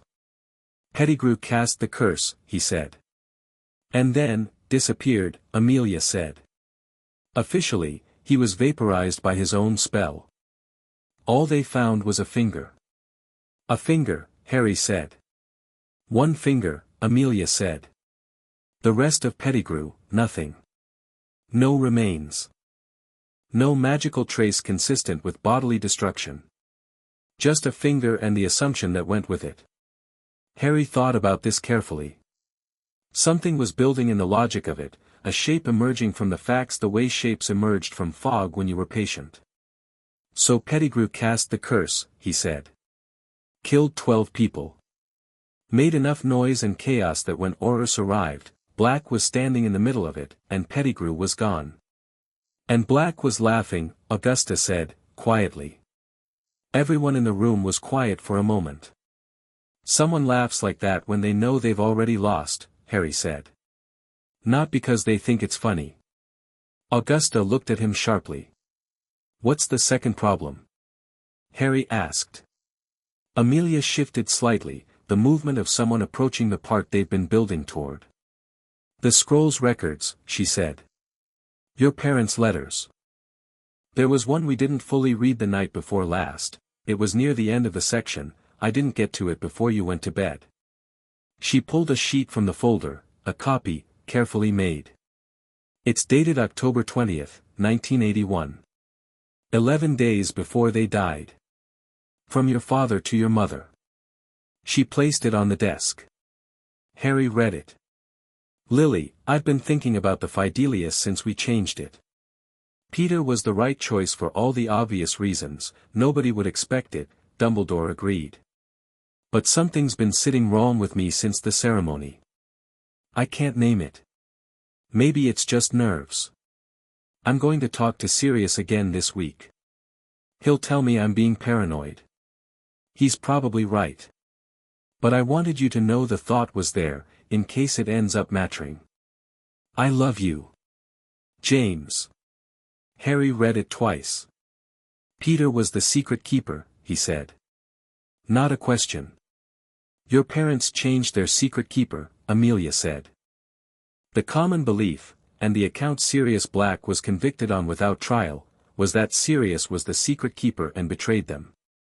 But if Peter Pettigrew held the secret, then only Pettigrew could have told Voldemort where they were, Harry said. Sirius couldn't have betrayed them. He didn't know. The room held this. Harry put the letter down and looked at the wall to the left of Amelia's desk, where there was a small framed certificate of some kind that he wasn't actually looking at. He was thinking. Running it forward, running it back, checking it from different angles the way you checked a structure you were about to trust your weight to. Pettigrew set it all up, he said slowly. He was the traitor. He told Voldemort where they were. Then when it all fell apart, when Voldemort was destroyed at our house, Pettigrew knew Sirius would come after him, because Sirius would have figured it out. So he got there first. Found Sirius, accused him publicly, detonated a street full of muggles, cut off his own finger, and disappeared. Left Sirius in the wreckage looking like the guilty one. He paused. And then Sirius was arrested and put in prison without a trial, he said. So he couldn't tell anyone what actually happened. Pettigrew planned for that too. Amelia was watching him with something close to something she would probably never call all. He's been hiding somewhere for 4 years, Harry said. Pettigrew. As what? We don't know, Amelia said. He's an animagus, Augusta said, suddenly. Both Amelia and Harry looked at her. Augusta's expression was complicated, old knowledge surfacing, the way sediment comes up when still water is disturbed. James Potter's circle at school, she said. Charles mentioned it to me, years ago. James and his friends, Black, Pettigrew, Lupin, they were registered, she stopped. No. That's the point. They were not registered. Illegal animagi. I believe Charles knew and chose not to act on it, because James was 18 and it was after the war and the punishment would have been severe. But yes. Pettigrew could transform. Into what? Harry asked. A rat, Augusta said. Harry sat with this for exactly 5 seconds. He could have been anywhere for 4 years, he said. Anywhere someone keeps a rat. Yes, Amelia said. You need to find him, Harry said. Yes, Amelia said. But not yet. Not openly. If word gets out that we're looking for a living Pettigrew, and he knows, he disappears again, Harry finished. The priority right now, Amelia said, is getting Black out. Because if Black is free, Black's testimony, combined with the letter and the forensic report I've pulled, is enough to open a proper manhunt for Pettigrew. She looked at Harry. And because he's your godfather, and he's been in Azkaban for 4 years for something he didn't do, and that needs to end. Harry nodded. He picked up the letter again, his father's handwriting, which he was seeing for the first time. It was messy in a specific way, fast rather than careless, the handwriting of someone whose thoughts moved quicker than the pen. Maybe it's just nerves. I'm going to talk to Sirius again this week. He'll tell me I'm being paranoid. He hadn't talked to Sirius. He'd run out of time. Harry placed the letter down with particular care and said nothing for a moment. Then, when do we go to Azkaban? The answer was 2 days, because petitions required counter-petitions and counter-petitions required responses and responses required meetings, and the ministry ran on the fuel of process the way cars ran on petrol. Harry spent those 2 days at Longbottom Hall learning to be furious with patience, which was perhaps the most useful skill anyone had ever accidentally taught him. He also spent them reading, because the old family's book had turned out to be genuinely useful, and because Augusta had a library that operated on the same principle as the hat, it had opinions. He would reach for one book and find another had positioned itself more prominently on the shelf, and when he followed the suggestion, it turned out to be relevant.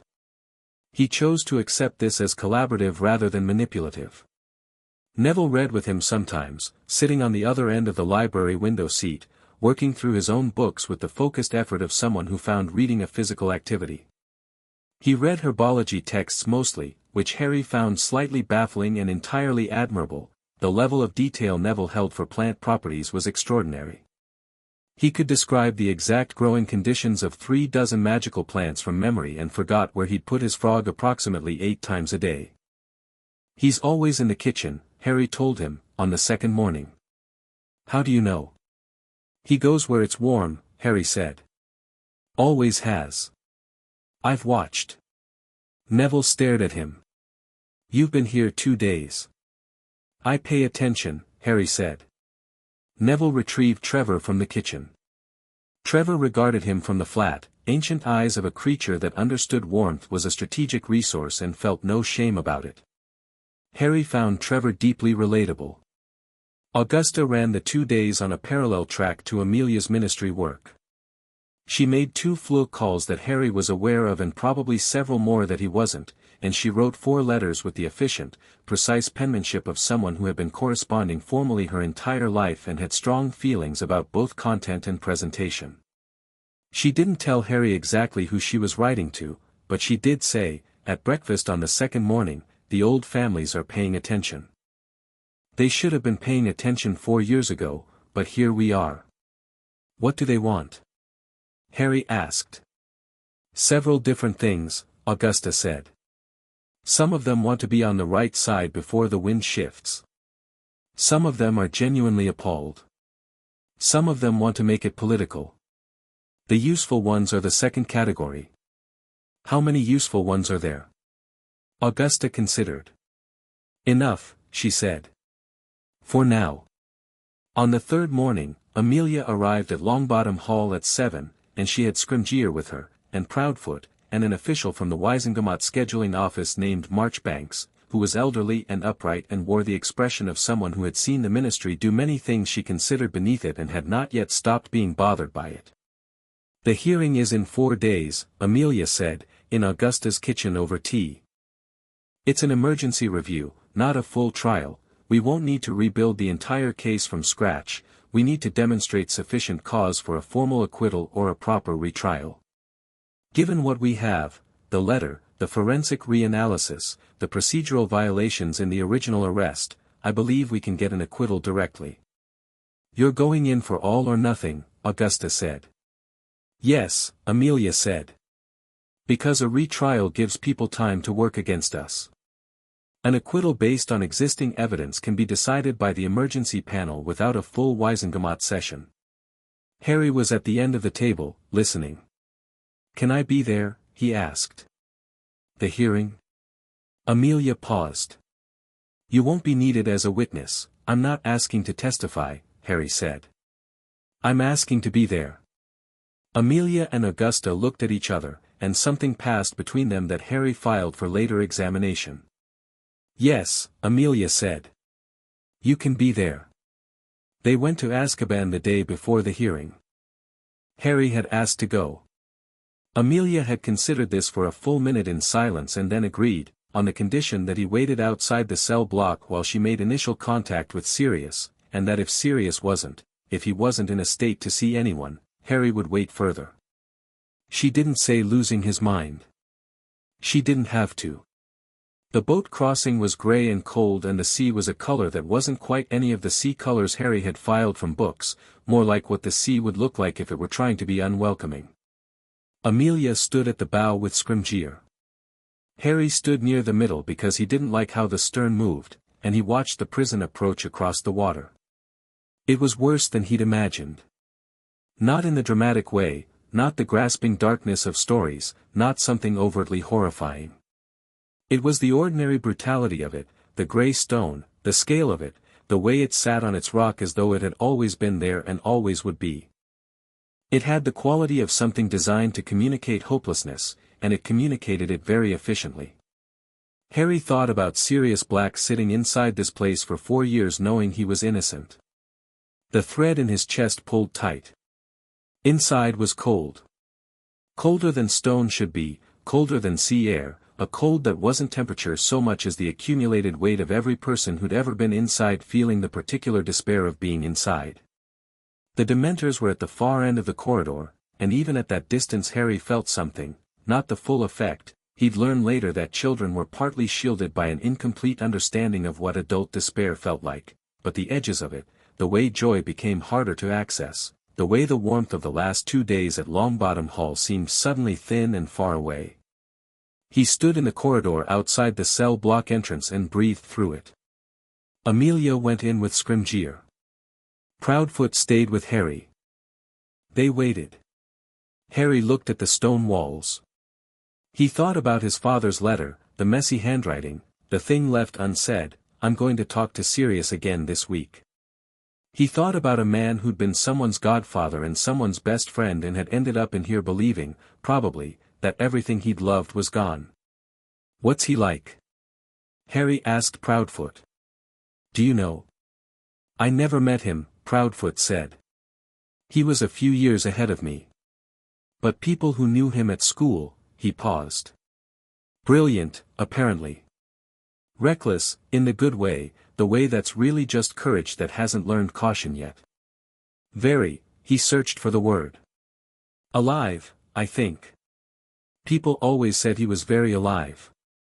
Harry thought about what 4 years in here did to very alive. The door opened and Amelia came out. She looked at Harry for a moment, and her face was doing the controlled thing, but underneath it was something else. Something that had been moved. "He's coherent," she said. "He had some bad years and he's not fully recovered. But he's coherent." She paused. "He knows about you. I told him you were here. He'd like to," she stopped. Started again. "If you don't want to go in, that's fine. Completely fine." "I want to go in," Harry said. The cell was small.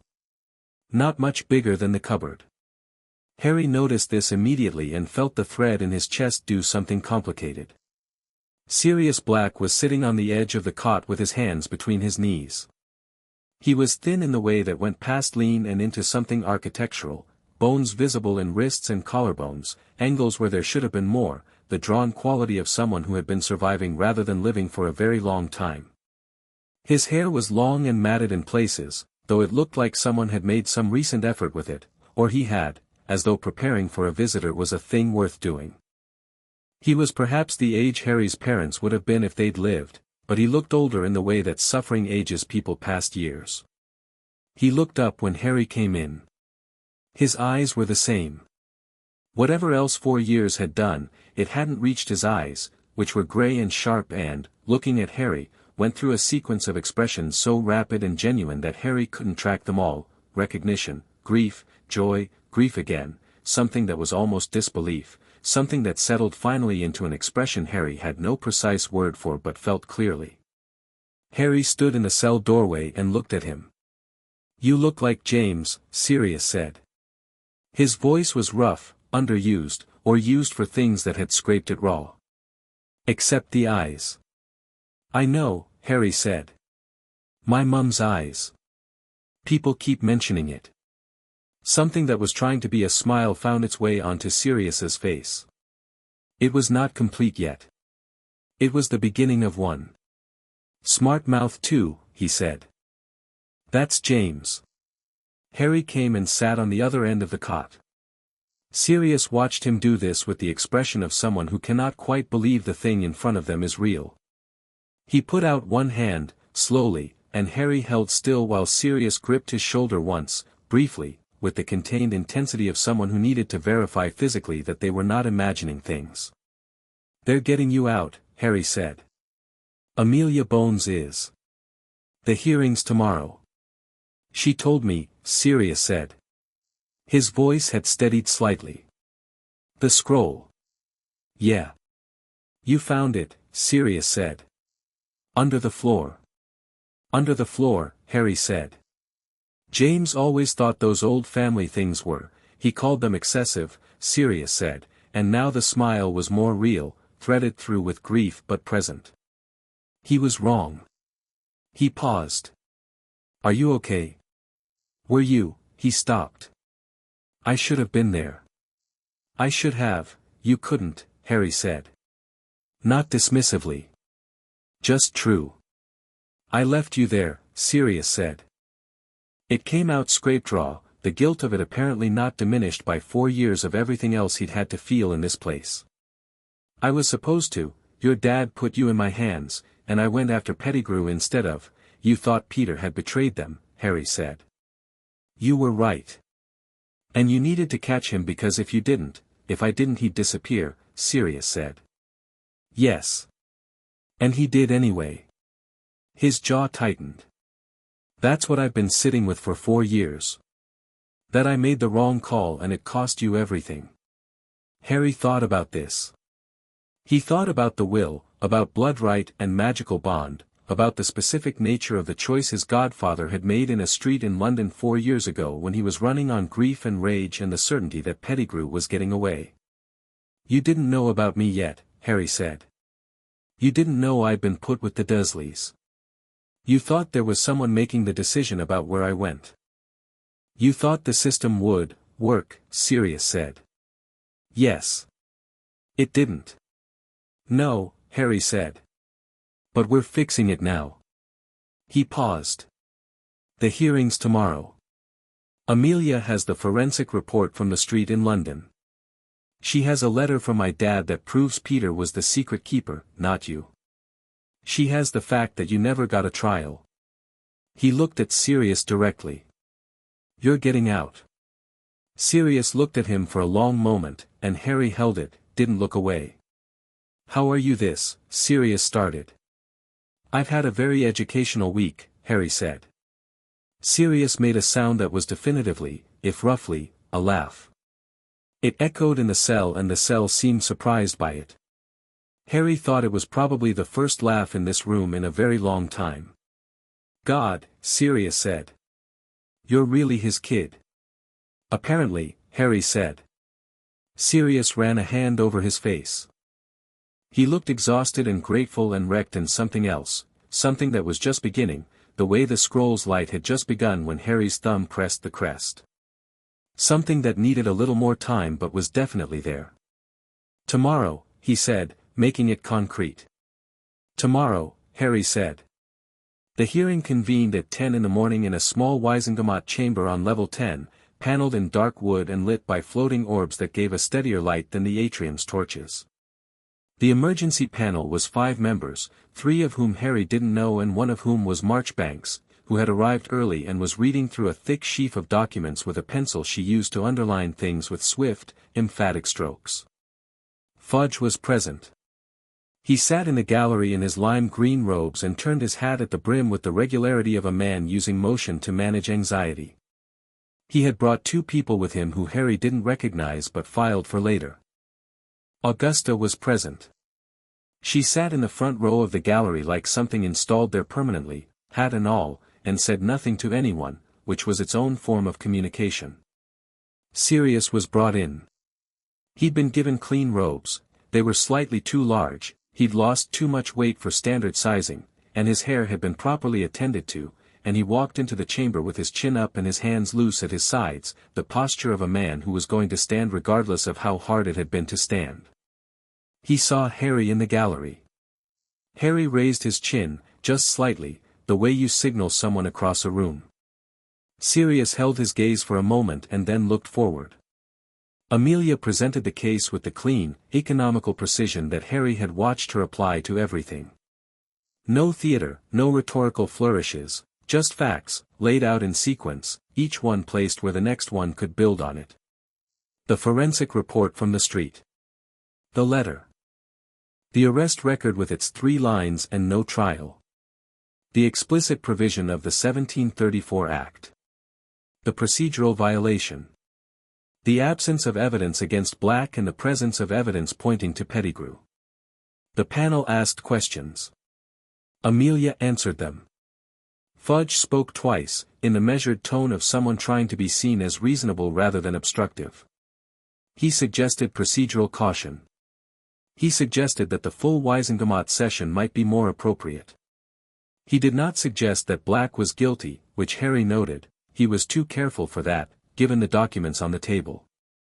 Marchbanks put down her pencil after the second intervention and said to Fudge, in a voice like a door closing firmly, "Minister, we have a letter from the prisoner's own godbrother confirming the secret keeper change, a forensic analysis placing the curse's origin at the deceased's location, and an arrest record that does not contain the words trial, hearing, counsel, or charge. What element of that do you believe requires further process before we can determine that this man should not be in Azkaban?" Fudge said nothing. "Thank you," Marchbanks said, and made a note. The panel deliberated for 22 minutes. They came back in. The panel chair, a woman named Greengrass, read the finding in a clear, even voice. In the matter of Sirius Orion Black, this emergency panel finds that the imprisonment was carried out in violation of established criminal procedure, that material evidence in support of innocence was available at the time of arrest and not examined, and that no formal charge was ever filed or proven against the accused. This panel therefore finds Sirius Orion Black not guilty on all potential charges connected to the events of November 1, 1981, and orders his immediate release with full restoration of status, assets, and rights. The chamber was not large enough for a real echo. But there was one anyway, or something that functioned like one, a reverberation of the words that went past sound. Sirius sat very still for exactly one breath. Then he stood up. He turned in the chamber and looked at Harry in the gallery, and Harry stood too, and the thread in Harry's chest was warm and bright, and one of Fudge's companions in the gallery left the room quickly enough to suggest they were going to go tell someone something, and Augusta sat motionless and straight and said nothing and didn't need to. Amelia began the paperwork. They left the ministry at 1 o'clock, into a London afternoon that had decided to be golden despite the season's better judgment. Sirius stood on the pavement outside the phone box and just stood there for a while, breathing non-Azkaban air, feeling non-Azkaban ground, looking at non-Azkaban sky. Harry stood beside him. After a while, Sirius said, "What do we do now?" Harry thought about the scroll, the thread, the books, the 2 days at Longbottom Hall, the curtains moving. He thought about Pettigrew in the shape of a rat, somewhere, in someone's house. He thought about Dumbledore, still quiet, still waiting. "We figure out what we have," Harry said. "And then we build something with it." Sirius looked down at him, the almost smile finding its full shape this time, grief still threaded through it but something else now threading through too. Something that was new and was going to need room. "Yeah," he said. "Okay." They stood on the London pavement in the afternoon sun, the godfather who had just gotten out and the boy who had gotten him out, and neither of them said anything else for a while, and the city moved around them, and somewhere above them an owl turned in the sky heading somewhere with something important, and the thread in Harry's chest sat warm and present and pointed forward. Chapter 5, Every Old Family Pays Attention. The letter arrived at Longbottom Hall 3 days after Sirius walked out of the ministry. It came by owl, a large, extremely self-important barn owl that landed on the breakfast table between the toast rack and Augusta's teacup and stood there with the air of something that expected acknowledgement before it would surrender what it was carrying. Augusta looked at it with the expression she reserved for things that presumed on her time, untied the letter from its leg, and the owl immediately departed without waiting for a reply, which was apparently enough acknowledgement. She read it. Then she set it down and picked up her tea and drank from it, which Harry had learned meant she was deciding something. Greengrass, she said. Longbottom. Bones, through Amelia, presumably. Abbott. Davis. Ogden. Macmillan. She tapped the letter with one finger. They're calling it an informal assembly. It will be neither informal nor an assembly in any sense that word is usually used. What is it? Harry asked. A tribunal dressed as a tea party, Augusta said. The old families. They want a closed meeting. She looked at Harry over the rim of her cup. You've been invited. As a courtesy, the letter says. As a courtesy, Harry repeated. Yes, Augusta said. Which means they want to look at you and decide whether you're a threat or an asset before they commit to anything publicly. Harry ate his toast. Sirius, sitting across the table in a borrowed set of Charles Potter's old robes that Augusta had produced from somewhere, with the slightly startled quality of a man still learning to exist in non-prison space, looked at the letter and then at Harry. They want to figure out what you are, Sirius said. Everyone wants to figure out what I am, Harry said. That's fine. They can come and see. The meeting was held at Greengrass House, which was in Wiltshire and had the ancient, settled weight of a property that had never once questioned its own right to exist. It was large in the way that didn't bother announcing itself, no turrets, no excessive ornamentation, just stone and proportion and 400 years of accumulated certainty that this was how a house should look and everything else was a deviation. Harry arrived with Augusta, Sirius, and Amelia, who had been invited in her official capacity and had accepted in the tone of someone who considered attendance non-optional regardless of the invitation's phrasing. They were shown into a room that wasn't quite a drawing room and wasn't quite a council chamber but had taken the best features of both. High windows, dark wood panels, a table long enough to seat 12, chairs that had been chosen for dignity rather than comfort. A fire. Portraits that, unlike Longbottom halls, watched without attempting to be subtle about it. 7 families were represented. Most had sent their heads, 2 had sent senior members, and in the corner near the window, Griselda Marchbank sat with a cup of tea and the expression of someone attending as a private citizen rather than as a representative of anything official, which Harry suspected was the most powerful position in the room. The Greengrass head was a composed woman in her 40s named Serena, who ran the meeting with the smooth efficiency of someone who had hosted this kind of thing before and had strong feelings about pacing. She made introductions, brief and functional, and then she looked at Harry. Mr. Potter, she said. Thank you for coming. Thank you for the invitation, Harry said. We wanted, she paused, choosing the phrasing. There are a number of concerns in the room about recent events. About how they happened, what they imply, and what the appropriate response of established wizarding families should be. All right, Harry said. Before we begin, said a man at the far end of the table, Aldrich Macmillan, grey-haired, with the deliberate gravitas of someone who'd practiced it, I want to say clearly that what happened to this boy is an outrage. For years. A cupboard. He said this with the flat, contained fury of a man who had been very angry since he'd found out and hadn't made it smaller by discussing it.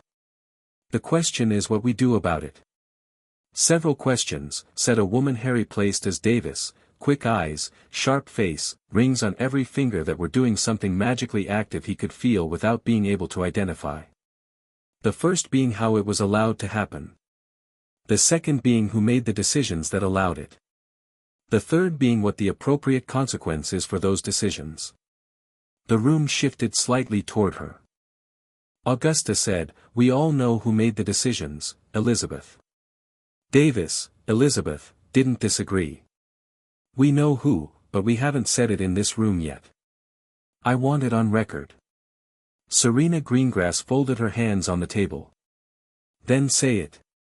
Albus Dumbledore made the decision to place Harry Potter at Privet Drive, Davis said. Albus Dumbledore placed a suppression charm on the Potter family scroll to delay its activation. Albus Dumbledore communicated to the Ministry that Harry's welfare was managed and required no investigation. Albus Dumbledore did not file the succession papers for the Potter-Wisengamot seat.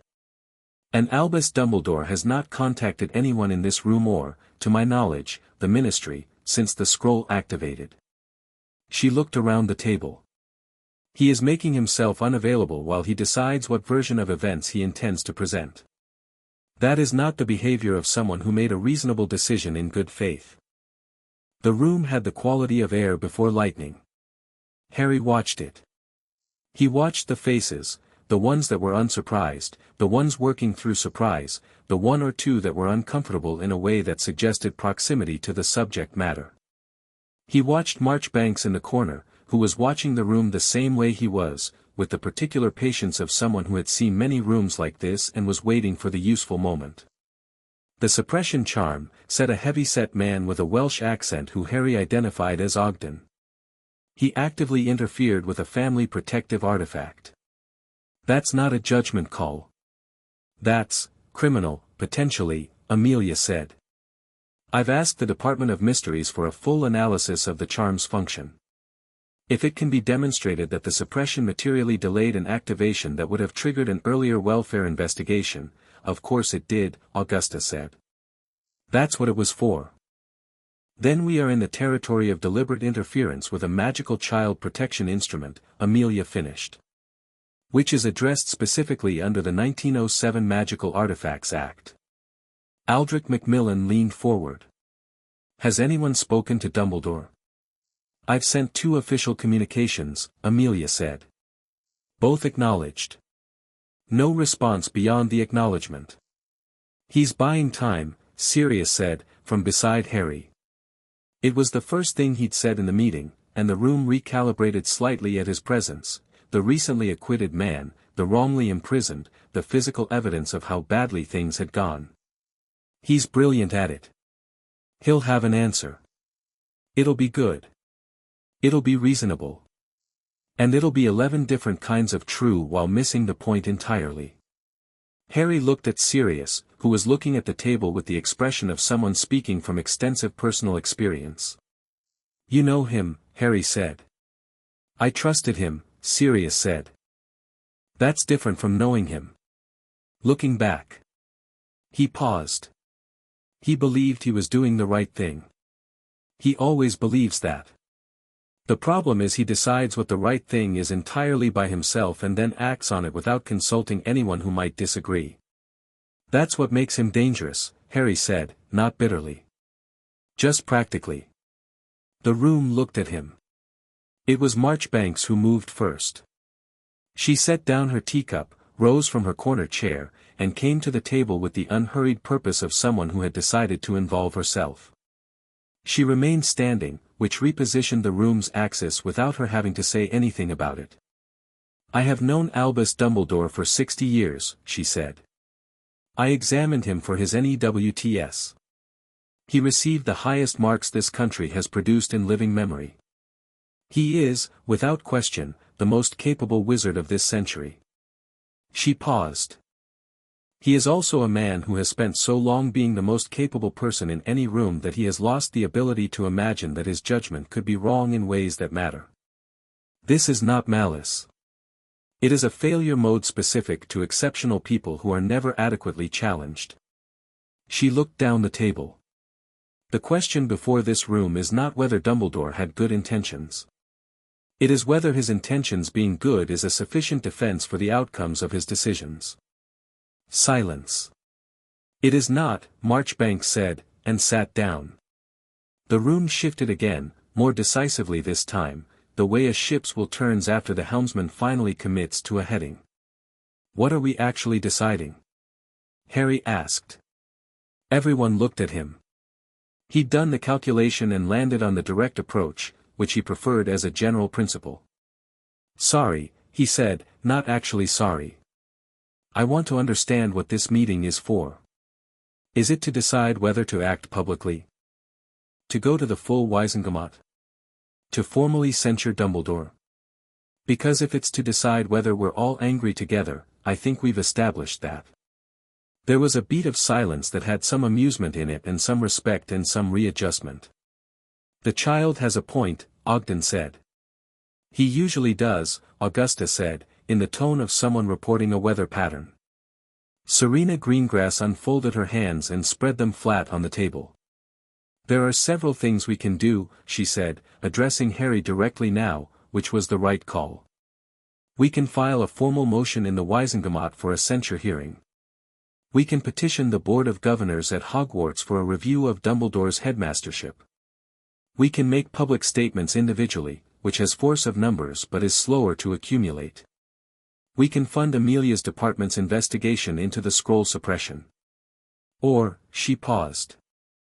We can make a collective demand for Dumbledore to appear before this assembly and account for his decisions. All of them, Harry said. The word landed clean. All of them, he said again, not as an escalation but as a clarification. There's no reason to choose one. Each one does something different. The Wisengamot motion is public record. The board petition applies pressure on his current position. The public statements shift the general understanding before he can manage it. The investigation funds give Amelia the resources to do properly what she's doing anyway. And the demand for appearance, he paused, thinking. That one's for him. So he knows the room has moved and he can't wait it out. The table was very quiet.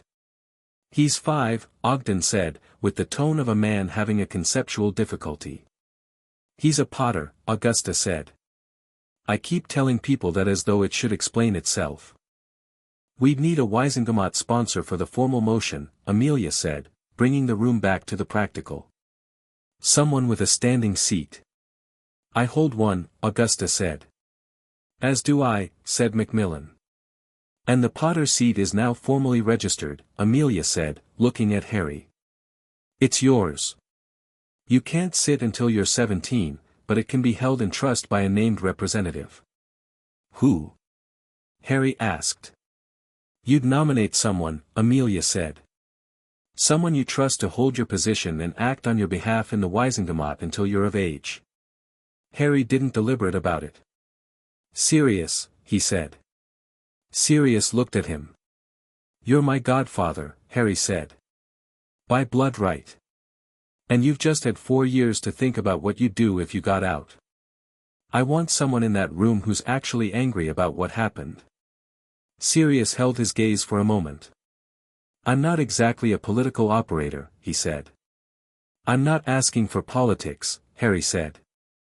I'm asking for someone who won't be managed.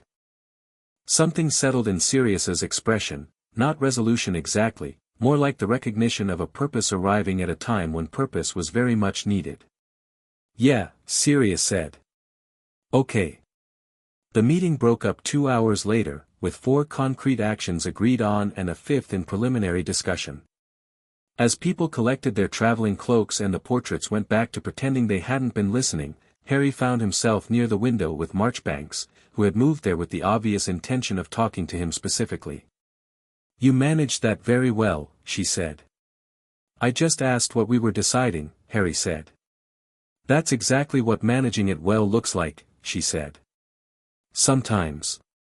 She looked at him with the assessing gaze of a woman who had spent decades examining young people and had very precise calibration for what she was seeing.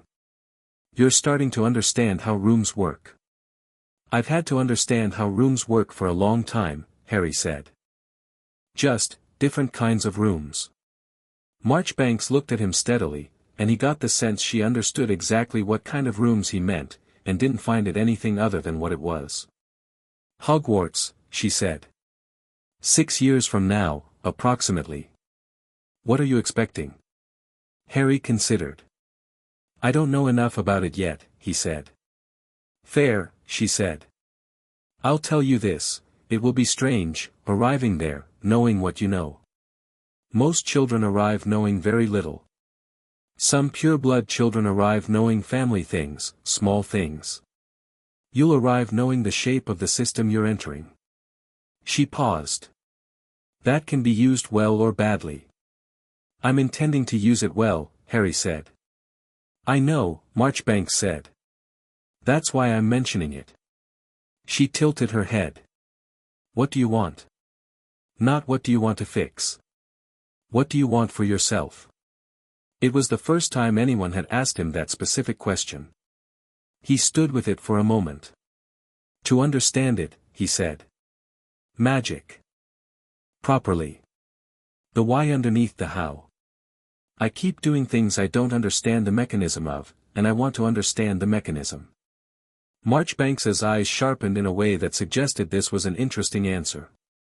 Your mother used to say something similar, she said. About theory being the architecture that everything else is built on. Harry looked at her. You knew her. She sat her OWLS and NEWTS under my examination, Marchbanks said. Exceptional scores. More than that, exceptional understanding. She didn't just get answers right, she knew why they were right. Rare quality. A pause. I'm pleased to see it may be inheritable. She moved away to collect her cloak, and Harry stood at the window, and outside the Wiltshire afternoon was spreading itself across the grounds with the unhurried generosity of good autumn light, and he turned the word inheritable over and felt it settle somewhere near the thread in his chest that had been building warmer and stronger every day since the scroll opened. Sirius found him there.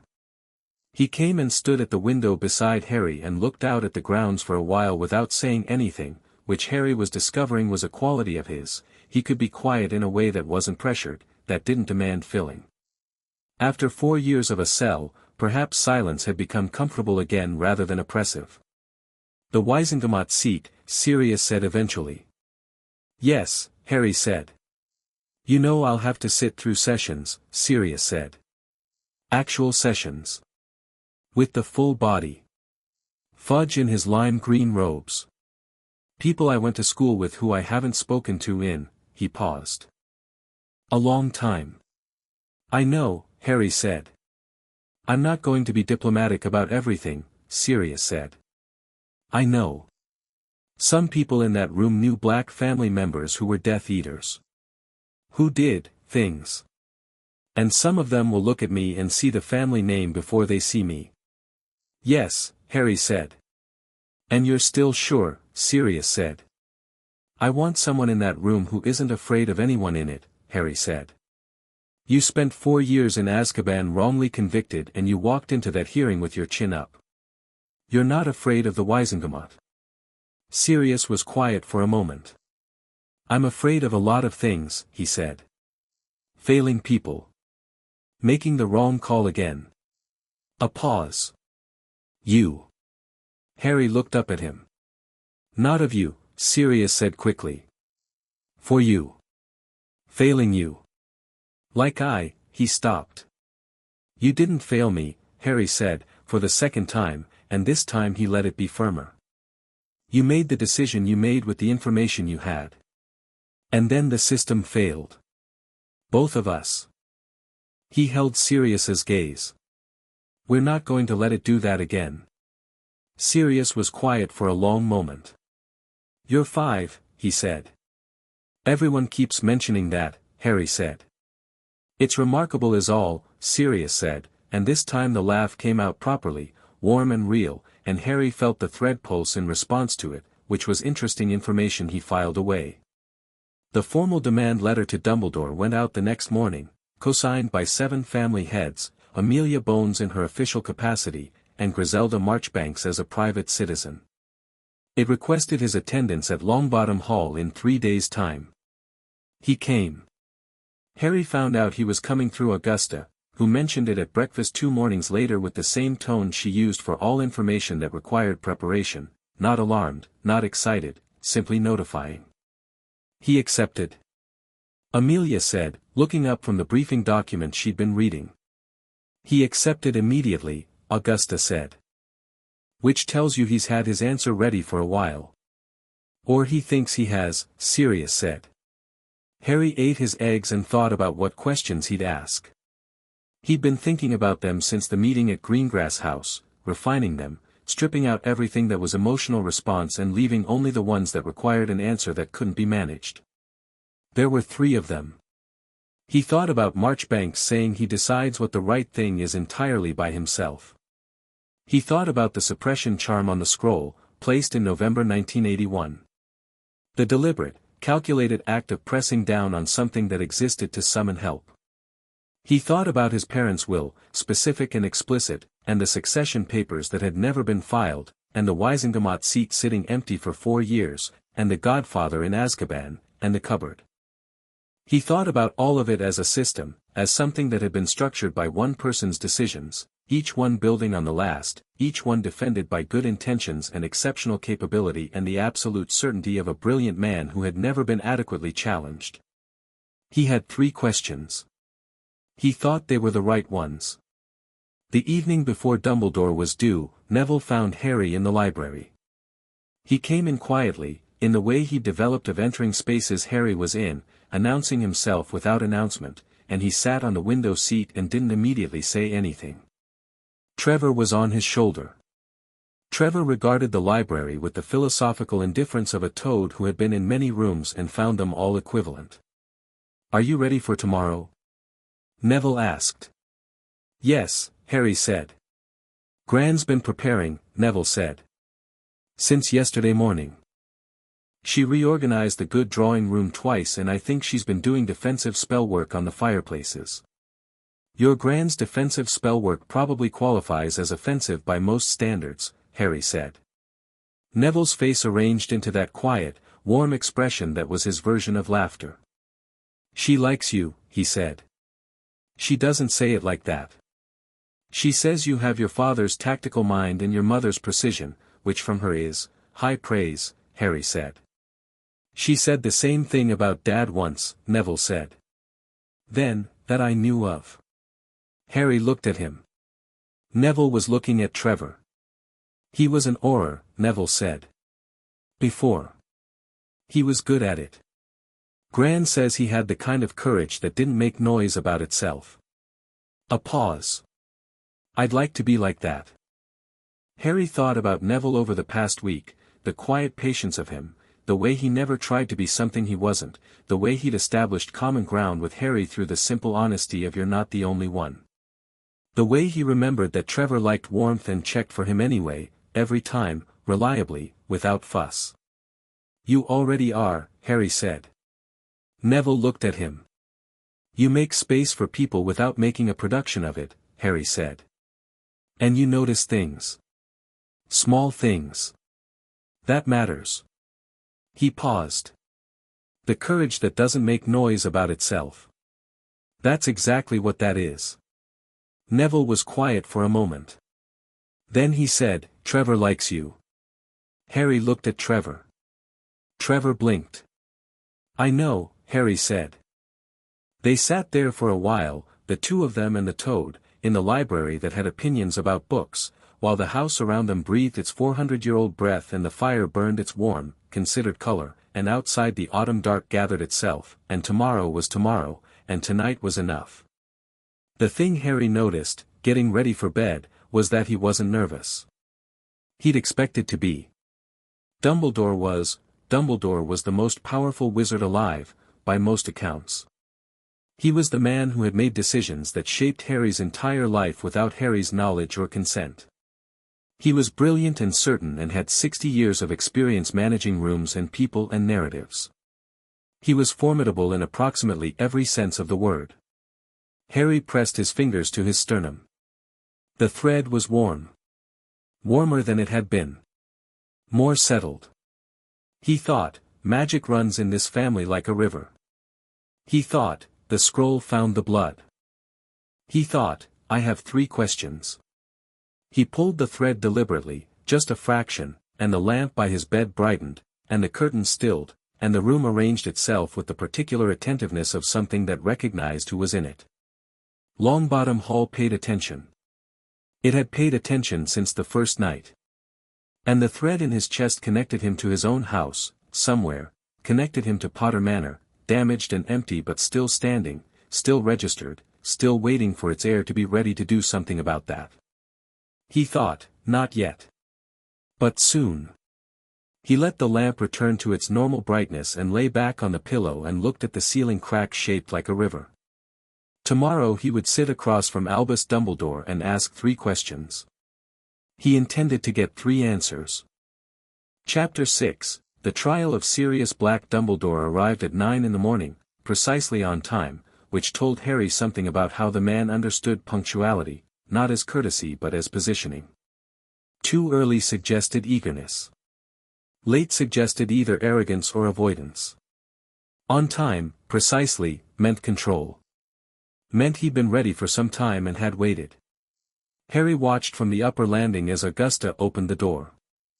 Dumbledore was tall, taller than Harry had built from imagination, with the long silver beard and the half-moon spectacles and the robes that were a deep, considered midnight blue. He looked, at first glance, exactly like what everyone said he was, the reassuring figure, the warmth, the weight of exceptional capability worn lightly. His eyes, even from the landing, were very blue and very sharp and doing the same thing Harry's did in rooms, looking at everything, cataloguing. He looked up. He found Harry on the landing immediately, which confirmed the sharpness wasn't decorative. Harry held his gaze. Dumbledore's expression was careful and genuine at once, a combination Harry had mostly seen in people who'd had a long time to make careful things feel genuine. There was something in it that was not performance. The grief, Harry thought. The grief in it was real. But it sat inside a frame that had been constructed around it very deliberately, and the frame was the thing Harry was watching. "Harry," Dumbledore said, across the hallway. Not a greeting exactly. More like acknowledgement of something large. "Professor," Harry said. He hadn't decided to call him that. It came out as the accurate thing, the thing that established positioning without being hostile. Dumbledore seemed to register this. He looked at Harry for another moment, and then he looked at Augusta, and something moved in his expression that might have been the first real surprise Harry had seen in it. "Augusta," he said. "Thank you for having me." "I didn't invite you," Augusta said pleasantly, and stepped back from the door. The good drawing room had been reorganized twice, as Neville had reported, and whatever Augusta had done to the fireplaces was invisible but present. The room had a quality that suggested it was paying a different kind of attention than usual. Chairs had been arranged around a low table with the deliberateness of a chess opening, and Amelia was already seated, with Sirius to her left, and Marchbanks in the corner where she'd been at Greengrass House, in the same chair, with the same tea, as though she'd never left. Harry came down the stairs and took the chair across the table from where Dumbledore would sit, which was the chair he'd chosen before anyone arrived and the chair no one had taken. He sat in it and folded his hands and waited. Dumbledore came in and assessed the room in 2 seconds and sat down. He looked at Harry again. Then at Sirius. The look he gave Sirius was the most unguarded thing Harry had seen from him so far, a flash of something that was relief and guilt in approximately equal measure, before it composed itself. "Sirius," Dumbledore said. "I am glad you're free." "Are you?" Sirius said. Flat. Not a question. "Yes," Dumbledore said, and it had the quality of truth even delivered to someone who had reason not to accept it. "I know that means very little from me. I understand that. Do you want tea?" Augusta said, sitting with the serenity of a woman who found social forms useful precisely because they occupied people while more important things happened. "Thank you, yes," Dumbledore said, and Augusta summoned the house elf with a gesture and Dumbledore drank his tea while the room held its breath in the way rooms do when everyone in them is deciding where to begin. Harry let the silence run. He'd found that silence was a useful thing, it pressured people into filling it, and how they chose to fill it was information. Dumbledore looked at Harry. "You have questions," he said. "Yes," Harry said. "Then ask them," Dumbledore said, and it was said simply and without defensiveness, which was itself a choice, the posture of a man who had decided his best position was openness, who had calculated that openness would serve him better than deflection. Harry respected the calculation. He also wasn't moved by it. "Free," Harry said. "The first is about the wards." He'd arranged the questions in a specific order. The first was the one with the most defensible answer, the one where Dumbledore's position was strongest, where the good intentions were most visible and the outcomes most arguable. Start there. Let him feel the ground under his feet. Because the second question would shift it. "The blood wards at Privet Drive," Harry said. "You placed me there because of them. Because my mother's sacrifice, and her blood in my aunt, created a protection against Voldemort's remaining followers. Yes, Dumbledore said.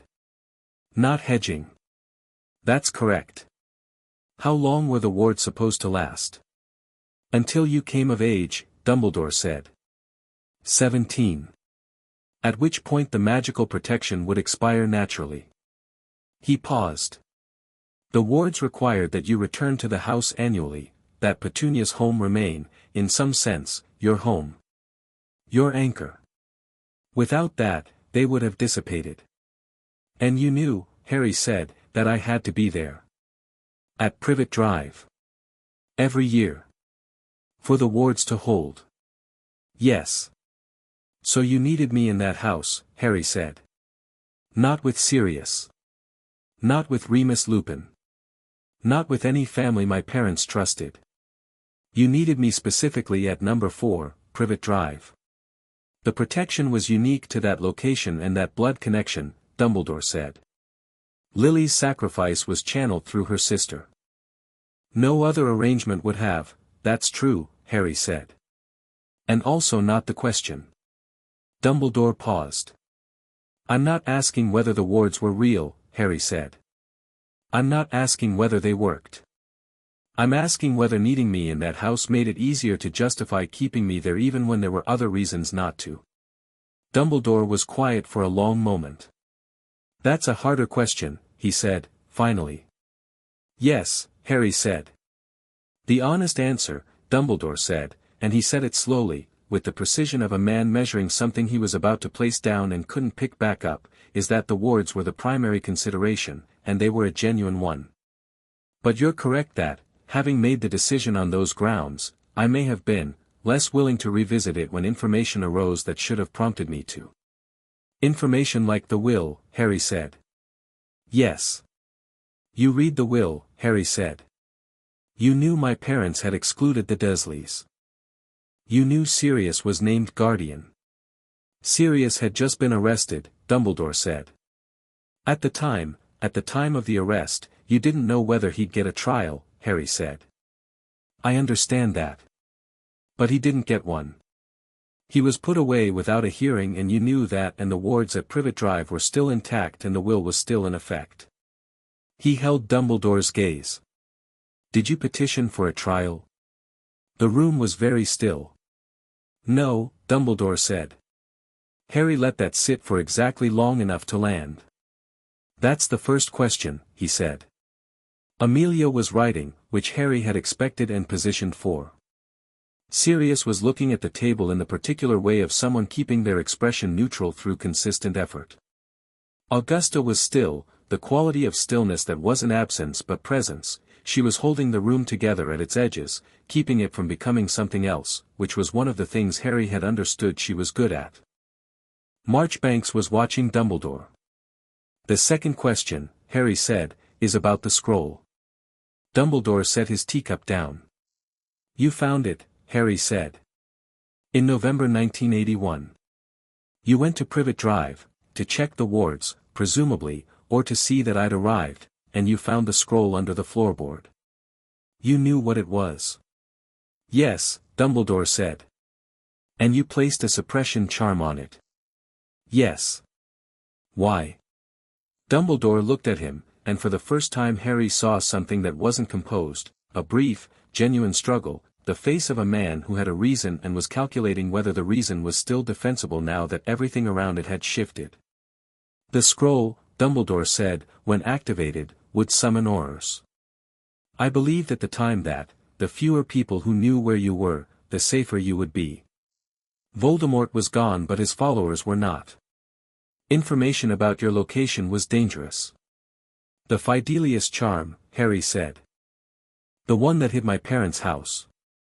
That was a secrecy enchantment. Yes.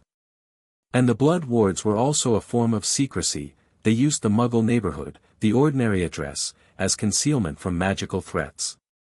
Essentially, yes. So you had multiple layers of concealment, Harry said. And your concern was that the scroll's activation would reveal my location to people who might want to harm me. Yes. But the scroll activates to the nearest magical authority, Harry said. Not to random people. To Aurors. Registered, ministry-employed Aurors. He paused. Which means the people who would have arrived when the scroll activated in 1981 would have been the same people who arrived when it activated last week. And when they arrived last week, they found a child in a cupboard and opened an investigation. Dumbledore said nothing. The suppression charm didn't protect me from Voldemort's followers, Harry said. It protected the situation at Privet Drive from investigation. Those aren't the same thing. The fire in the grate made a sound that was very loud in the room's silence. I believed, Dumbledore said, and the word believed was doing more work than it usually did, heavier, more aware of its own inadequacy, that your being raised, away from the wizarding world, was also a protection. Of a different kind. Humility. Normalcy. A life before expectation. He paused. I wanted you to arrive at Hogwarts as yourself, not as the boy who lived. And you thought a cupboard would give me humility, Harry said. I didn't know about the cupboard, Dumbledore said, and for the first time his voice sharpened slightly at the edge, the faintest crack in the composure, not anger but something adjacent to it, directed perhaps at himself. I chose not to investigate the conditions closely. I chose to trust that blood was enough, Harry said. That the fact of Petunia being my mother's sister meant the situation would be acceptable. Yes, Dumbledore said. And I was wrong. The room received this. Harry had not expected it to come that simply, and he spent a moment checking that it was real, and it was, as far as he could determine. The wrongness of it sat in Dumbledore differently from how guilt sat in people who were saying what they thought you wanted to hear. It sat like something he'd been carrying, had perhaps been carrying since the Owl Dispatch logs and the welfare reports and the scroll had made the full picture undeniable. I was wrong, Dumbledore said again, quieter. About the conditions. About Petunia. About the investigation. Those things I got wrong in ways that caused real harm to you, and I have no adequate response to that. No, Harry said. You don't. He said it without cruelty and without softness. Just as fact. Dumbledore looked at him, and the blue eyes behind the half-moon spectacles had in them something Harry would think about for a long time afterward, not the grief, which was still there, but something underneath it, the look of someone encountering a mind that was approaching them at an angle they hadn't anticipated and finding this, despite everything, genuinely interesting. The third question, Harry said. The owl, Harry said. Dumbledore waited. My parents had an owl, Harry said. Hedwig, no, that's not right, he paused. He'd been reading the letters from the scroll over the past week, building the texture of his parents from fragments. Their owl was called Ptolemy. In the letters. They mention him. He was a family owl, registered to the Potter line. He looked at Dumbledore. When my parents died, Ptolemy would have gone to the nearest Potter heir. Which was me. Something shifted in Dumbledore's expression. The Potter owl would have been carrying anything my parents had dispatched in the hours before they died, Harry said. Letters. Communications. They were in hiding, they couldn't go out, they used the owl constantly, it's in the letters. Almost daily correspondence with Sirius, with Remus, with Dumbledore himself. He paused. What happened to Ptolemy? The room had gone a quality of quiet that was different from the previous silences, deeper, the silence of something that had just become important in a way no one had been anticipating. I don't know, Dumbledore said. But the pause before it was one beat too long. Harry looked at him. You don't know, Harry said. Dumbledore stopped. Started again. I was at Godric's Hollow that night. I arrived after Hagrid. I saw the state of the house. I was concerned with, there was much to manage. Hagrid, the situation, you, the owl, Harry said. I don't have a clear recollection of, there was a letter in my parents' last batch of correspondence, Harry said. I found it in the scroll. It was dated October 30th, 1981. The night before they died. From my mother to Sirius. She mentions at the end that she's sending it with Ptolemy, and that Ptolemy had been behaving oddly all day, restless, wouldn't settle. She says she thinks he can feel something's wrong. Harry kept his voice level. That letter never reached Sirius. It's in the scroll because the scroll preserved outgoing correspondence. But Ptolemy carried it, and never delivered it, and we have no record of where the owl went. Harry, if Ptolemy was intercepted, Harry said. If someone took the owl before it reached Sirius, then they took a letter my mother wrote the night before she died. And the things she said in that letter were meant for Sirius, not for anyone else. The room was breathlessly still. I'm asking, Harry said, carefully, precisely, what you know about what was in that letter. Because the scroll has the text she wrote before sending it. And there's a line in it, near the end, that says, tell Albus what James suspects about Peter, because James won't, he still trusts him. I don't. Tell Albus tonight. Dumbledore put his teacup down. It made a small sound on the saucer that was very loud. She was going to warn you, Harry said. Through Sirius. The night before they died. And the letter never arrived. He held Dumbledore's gaze. Did you know? Before they died. Did you know James had doubts about Peter Pettigrew? The silence that followed this question had a different texture from all the previous ones. It had weight in it. It had the weight of 4 years in Azkaban and a cupboard under the stairs and 12 dead muggles in a London street and a 1-year-old who grew up without parents and without any of the things his parents had put in place for him. Dumbledore was still for a long time. No, he said. I didn't know. The letter didn't reach me. He paused. I had no indication, before that night, that James had doubts. He never said so to me directly. He trusted Sirius implicitly and, he stopped. I trusted James's judgment about his inner circle. I didn't press further. Harry looked at him. He looked at him for a long time, the way you look at something you're checking for structural integrity, and Dumbledore held it without flinching, and Harry could not find a lie in it, which was both a relief and its own kind of grief. All right, Harry said. That's the third question. Amelia asked, from her chair. That's the third question, Harry said. What's the answer? Sirius said, quietly, from across the room. Harry looked at Sirius. He didn't know about Peter, he said. The letter didn't reach him. The owl, we still don't know what happened to Ptolemy. But the warning my mum tried to send didn't get there. Sirius's jaw worked. He looked at the window. Outside, the Wiltshire autumn was continuing its business with complete indifference to what was happening in the drawing room. That, Sirius said, after a moment, is exactly the kind of thing that might have, he stopped. If he'd known. If he'd looked at Peter differently, yes, Dumbledore said, very quietly. I know. What followed was less like a tribunal and more like the aftermath of one, the room reorganizing itself around what had been said, finding the new configuration. Amelia asked questions that were more official in character, about the suppression charm, about the ministry communication, about the welfare investigation that had never been opened. Dumbledore answered each one with the same careful, measured honesty, not volunteering more than was asked but not deflecting. Harry watched and listened and did not say much for a while. He was processing. He was checking his 3 questions against what he'd received and finding that the answers, while not everything, were enough. Not enough to resolve everything. Not enough to give back 4 years or 12 dead muggles or Sirius's time in Azkaban. But enough to know the shape of it. Dumbledore had not planned malice.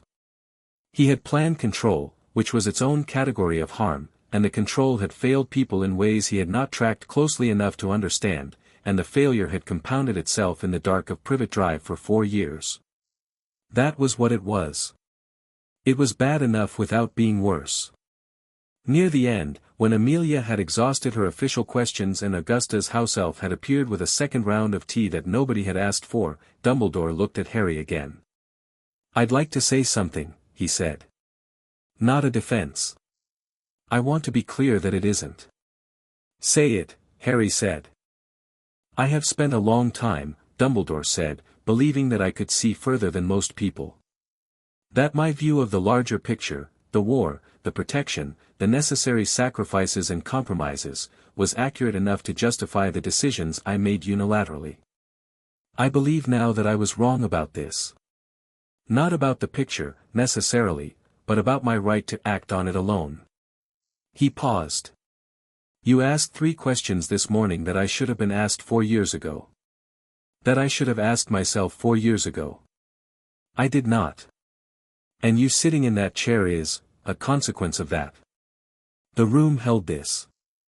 I know, Harry said. I'm not asking you to feel worse about it. I'm asking you to change how you operate. Dumbledore blinked. Specifically, Harry said, I want to know what you're going to do about Peter Pettigrew. This shifted the room decisively. Dumbledore straightened. You know he's alive, he said. We know he's likely alive, Amelia said. We have forensic grounds to question the official account of his death. We have the animagus information. He can transform, Dumbledore said. He said it with the tone of someone for whom this was not new information, and the room noticed. He became an animagus, along with James and Sirius, during their years at school. I was aware of this. I did not, he paused. I did not connect it to what happened. At the time, I assumed he was dead. He has a finger missing, Sirius said. His right index finger. He cut it off himself to fake the death. A rat with a missing finger, he stopped. He could be anywhere. Anywhere with a rat. I have opened a formal missing persons and person of interest investigation, Amelia said. We're treating Pettigrew as alive until proven otherwise. The animagus registry is being cross-referenced with households that own rats. It's a slow process. She paused. If there are any leads, any information about people Pettigrew was associated with, his mother lived in Devon, Sirius said. He had a cousin in Hogsmeade. And there was, he stopped. There was a family. The Weasleys. He was close with them, somehow. They're not, they wouldn't have known. They're good people. But if he needed somewhere to hide, he might have, he paused. I'm guessing. I don't know. Amelia wrote this down. Dumbledore said, I'll assist in any way you require. Yes, Amelia said. You will. We'll be formalizing that. She looked at him steadily. As part of the ongoing investigation into the scroll suppression, you'll be asked to give a formal witness statement. I'd prefer that happen before the Board of Governors meeting. There's a Board of Governors meeting, Dumbledore said. There is now, Augusta said. Something in Dumbledore's expression shifted in a way Harry catalogued carefully, not fear. Dumbledore wasn't afraid of a board review, but awareness. Awareness that the configuration of the world around him had changed, and that the change was not temporary. The statement, Amelia said, will be detailed. I'd recommend you bring counsel. I'll be there, Dumbledore said. Without counsel. I'll answer what I'm asked. Good, Amelia said. He stood to leave. He was taller than the room remembered, somehow. He put on his traveling cloak, a deep, midnight thing, and he held his hat in one hand and he looked at Harry one more time. I owe you an apology, he said. A real one. Not the kind that's about making myself feel better. I owe you acknowledgement of what was taken from you. He paused. I intend to give it properly, in writing, when I've had time to say it in a way that doesn't center my own, he paused. When I can say it in a way that's actually for you. Harry looked at him for a moment. Okay, he said. Dumbledore nodded once. He looked at Sirius, held it for a beat, a long beat, Sirius not looking away, and then he walked out, and Augusta's house elf closed the door behind him with a small, emphatic click. The room exhaled. Sirius put his face in his hands for a moment, not crying, just resetting, the way you reset after something that costs you. Harry reached across and tapped his arm once, briefly, the way you signal someone that you're there without requiring anything from them. Sirius lifted his head. He looked at Harry. He looked like someone who was very tired and very relieved and very angry and not quite sure which one to be yet. "How are you so calm?" Sirius said. "I had my questions answered," Harry said. "Now I know what to do with the information." "And what is that?" Harry looked at the door Dumbledore had walked out of. "Keep going," he said. That evening, after dinner, Neville found Harry in the garden. Harry was sitting on the stone bench near the herb beds, which was where he'd started coming when he needed to think without interruption. The garden was still in the autumn evening, and it smelled like rosemary and cold air and the wet earth smell of things that had been growing and were now resting. Neville came and sat beside him without asking whether Harry wanted company, which was the correct call. "How was it?" Neville said. "What I expected," Harry said. "Mostly." "Is it done?" "The Dumbledore part?" "The first part," Harry said. "He'll give a formal statement. The board review is coming. That part goes on for a while." He paused. The important part was the questions. "Did you get your answers?" "Yes and no," Harry said. "I got true answers. But true answers about bad things don't make the bad things not have happened. They just explain the shape of them." Neville thought about this. "Gran says understanding why something happened doesn't mean forgiving it," he said. "But it means you can move around it instead of into it." Harry turned this over. "That's exactly it," he said. They sat there in the garden for a while. Somewhere in the herb beds, Trevor had made his way out of the house and was conducting a slow investigation of the rosemary with great dignity. "He definitely heard the door," Neville said, of Trevor. "He always does," Harry said. The thread in Harry's chest was steady and warm, and the garden was quiet, and tomorrow there would be more to do, the board review, the Wisingamot motions, the slow process of finding Pettigrew, the even slower process of what came after that. There was a lot of after. He'd started to understand that. Not as a burden, as a length of road that extended in front of him, and he was facing the right direction, and he had people walking alongside him who he'd chosen and who had chosen him, and the road was long enough to matter.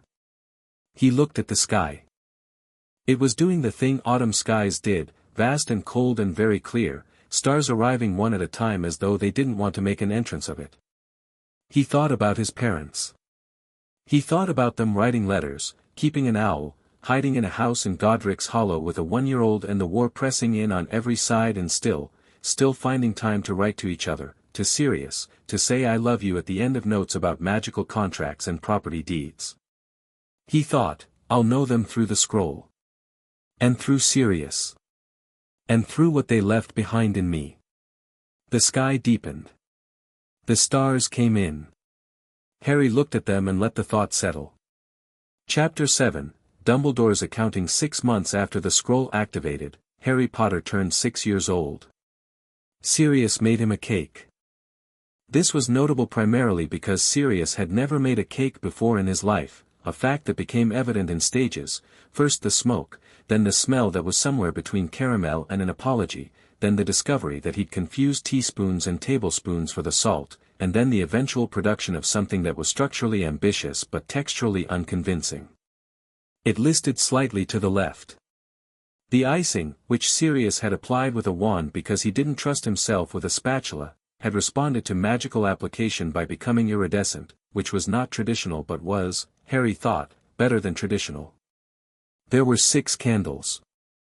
They were in the kitchen of Grimmauld Place, which Sirius had opened up 3 months ago after spending 2 months at Longbottom Hall while the legal processes settled and the ministry paperwork moved through its various stages with the speed of something that knew it was being watched but had also been doing things the same way for 200 years.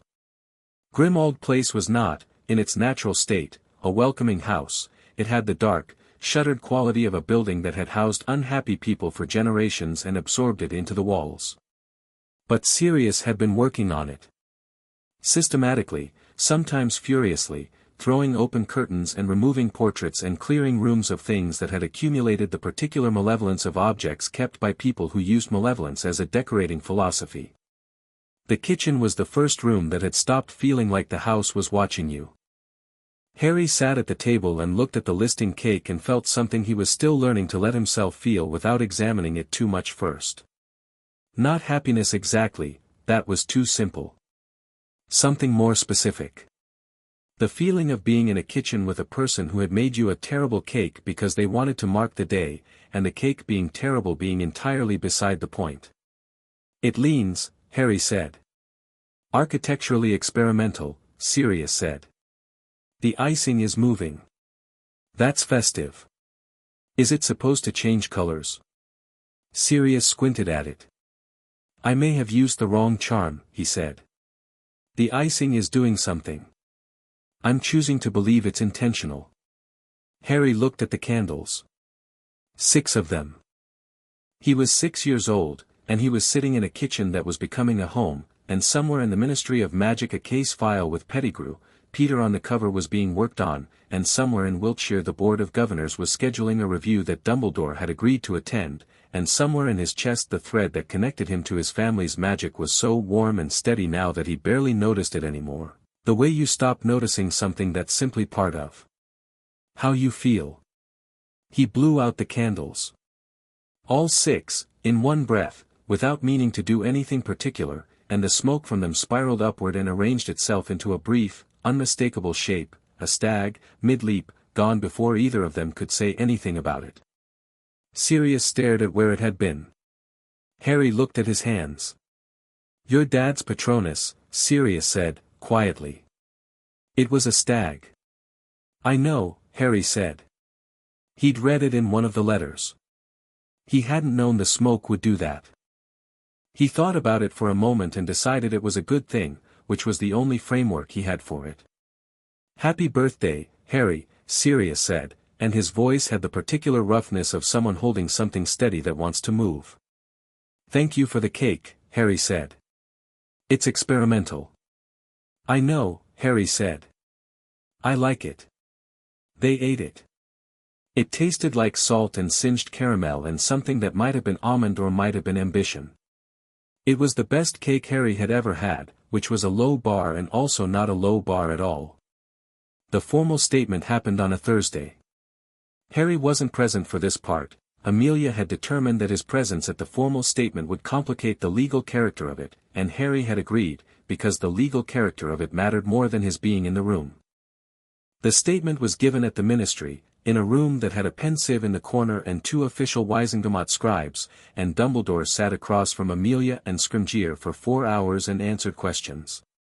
Harry read the summary that evening at Grimmauld Place. Sirius read it over his shoulder, and Remus Lupin, who had arrived 3 weeks ago and had been a quiet, steadying presence in the house ever since, read it from the chair by the fire. Remus was thin in a different way from how Sirius had been thin, not the starvation of Azkaban but the permanent, low-level drain of managing a condition that cost him something every month. He was the kind of tired that lived in someone's eyes rather than their posture, and he had warm brown eyes and a scholar's habit of pausing before he said things to make sure the thing he said was actually the thing he meant. Harry had liked him immediately, with the same instinctive certainty he'd liked Neville, and for related reasons. Remus was honest in a quiet way, without performance. He admitted everything in the statement, Harry said. Everything that was already documented, Remus said. Which is honest in a limited sense. He confirmed what you already proved. He didn't expand beyond it, Sirius said. He answered what was asked. He didn't volunteer. No, Harry agreed. But he didn't deflect either. He confirmed the suppression charm, the ministry communication, the failure to petition for a trial. He confirmed he'd seen the will and understood its contents. He put the summary down. He said something at the end. Off the record, Amelia mentioned it in her note. He said that in all of his calculations about the best outcome for the wizarding world, he had, and I'm reading her phrasing here, consistently failed to account for the weight of individual experience. He said he'd been measuring in populations and had forgotten to measure in people. The fire made a sound in the grate. That's either profound self-knowledge or extremely good rhetoric, Sirius said. Probably both, Remus said. With Dumbledore it's often both. Does it change anything? Sirius asked. Harry looked at the summary. It changes the official record, he said. It changes what historians will say happened. It changes whether the people in the Wisengamot who are considering the censure motion have cover for supporting it. He paused. It doesn't change what happened. No, Remus said. But it changes what happens next, Harry said. Partially. That's enough. He folded the summary and put it in the folder he kept for this, a plain manila folder, Muggle, that Sirius had bought at a newsagent's around the corner and that Harry had started using to organize the documents that were accumulating around the case. The folder had 7 sections now. He knew where everything was. The Board of Governors review took place over 2 days.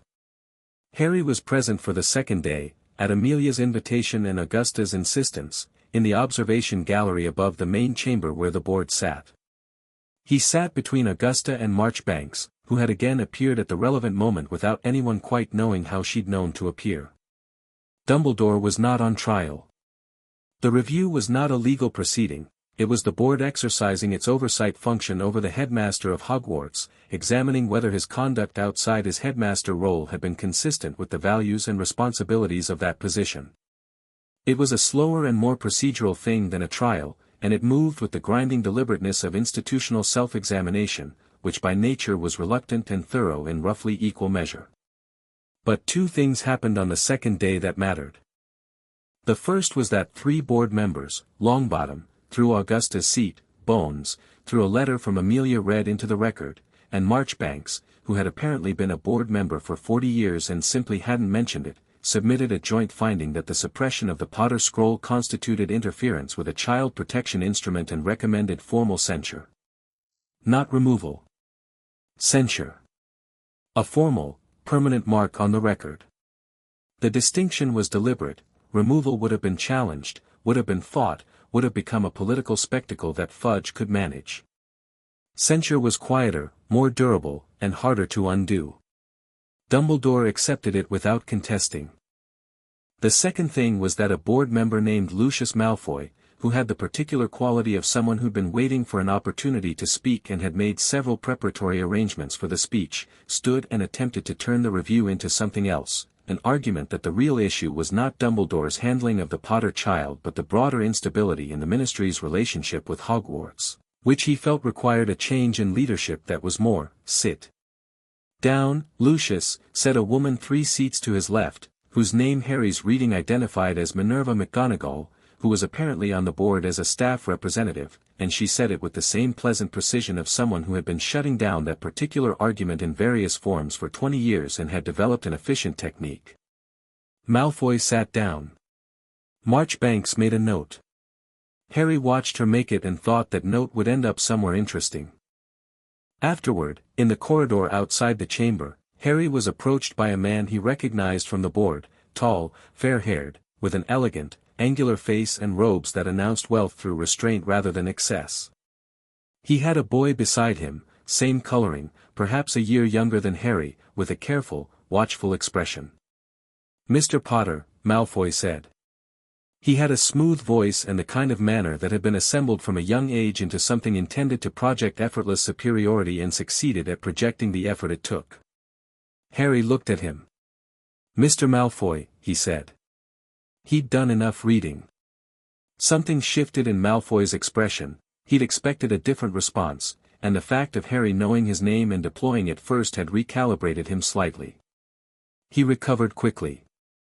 "A significant few months for you," he said. "One hopes things are settling." "They are," Harry said.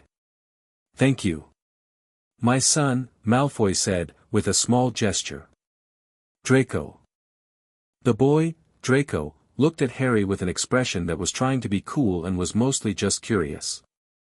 Harry looked back at him with the same directness he gave everyone. "Hello," Harry said. "Hello," Draco said. There was the child's negotiation, the eye contact calculation. Harry held it neutrally.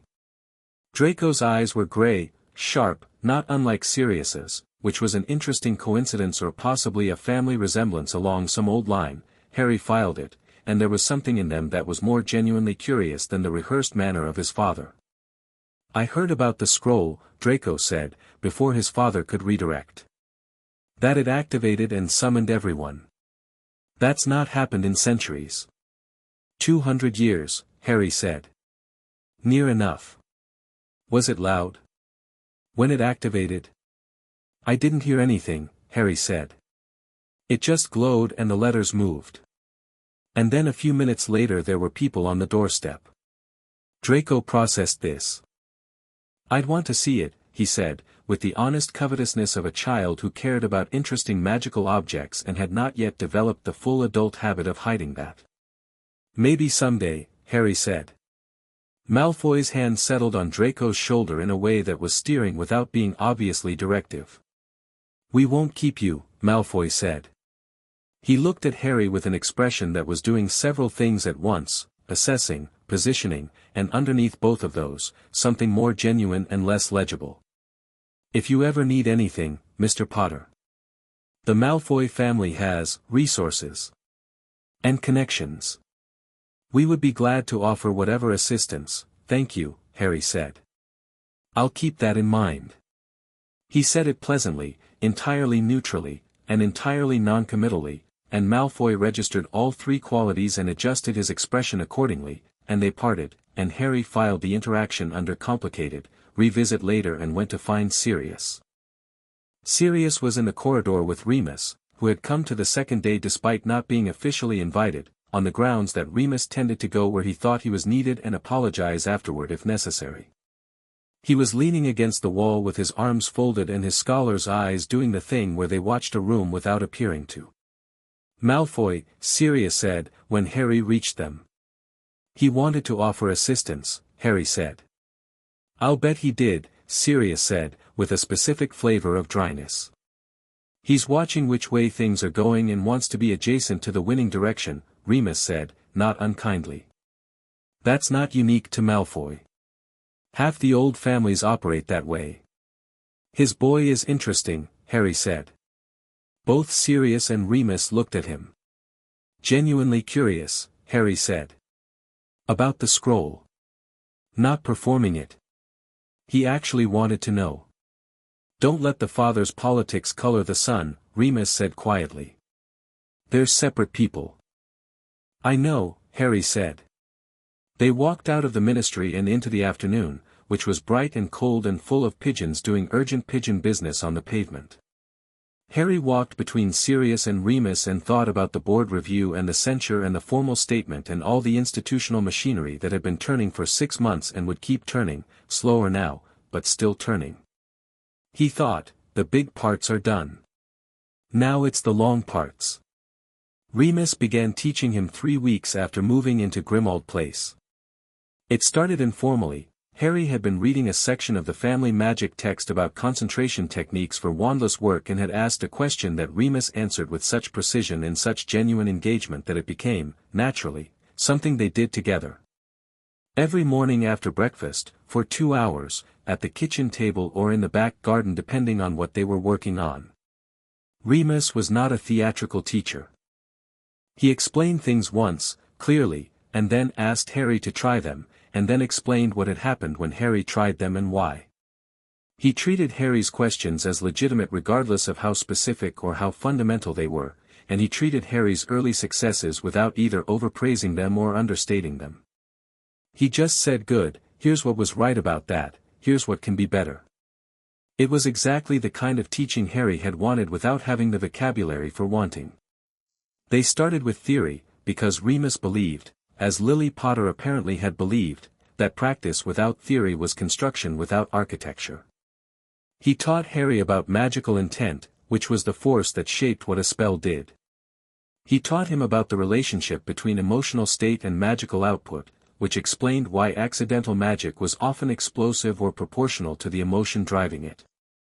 He taught him about the conductor function of a wand, which didn't generate magic but channeled it, the way a pipe channels water. The pipe isn't the source, it's the direction. Then wandless magic is just, Harry said. Being your own pipe, Remus said. Which is significantly harder but not qualitatively different. You're already doing it. We're learning to do it on purpose. Harry pushed the thread, carefully, and the glass of water on the table slid 6 inches toward him without touching it. Remus made a note. Good. Now stop it halfway. Harry stopped it at 3 inches. The glass sat between them like a small achievement. Better control than last week, Remus said. What did you do differently? I wasn't trying to move it, Harry said. I was trying to hold it. Like, pulling it with one hand and holding it steady with the other. Remus looked at him steadily. That's a more sophisticated understanding of magical intention than most third years have, he said, with the tone of someone reporting a fact. Is it strange? Harry asked. That it's easy. Remus was quiet for a moment. Not strange, he said carefully. You've been doing accidental magic since before you could form memories. The connection between you and magic is, very well worn. It knows the way. We're just teaching it manners. He paused. And the family magic connection, since the scroll activated, has accelerated the process considerably. Your access is, broader than it would have been otherwise. Not strange. Just a function of what you are. What am I? Harry asked, and it came out genuinely curious rather than dramatic. Remus smiled, the warm, tired-eyed smile of a man who found genuine things genuinely good. A potter, he said. With all that implies. We're still figuring out the full extent of that. The Pettigrew investigation moved slowly and then, on a Wednesday in March, moved fast.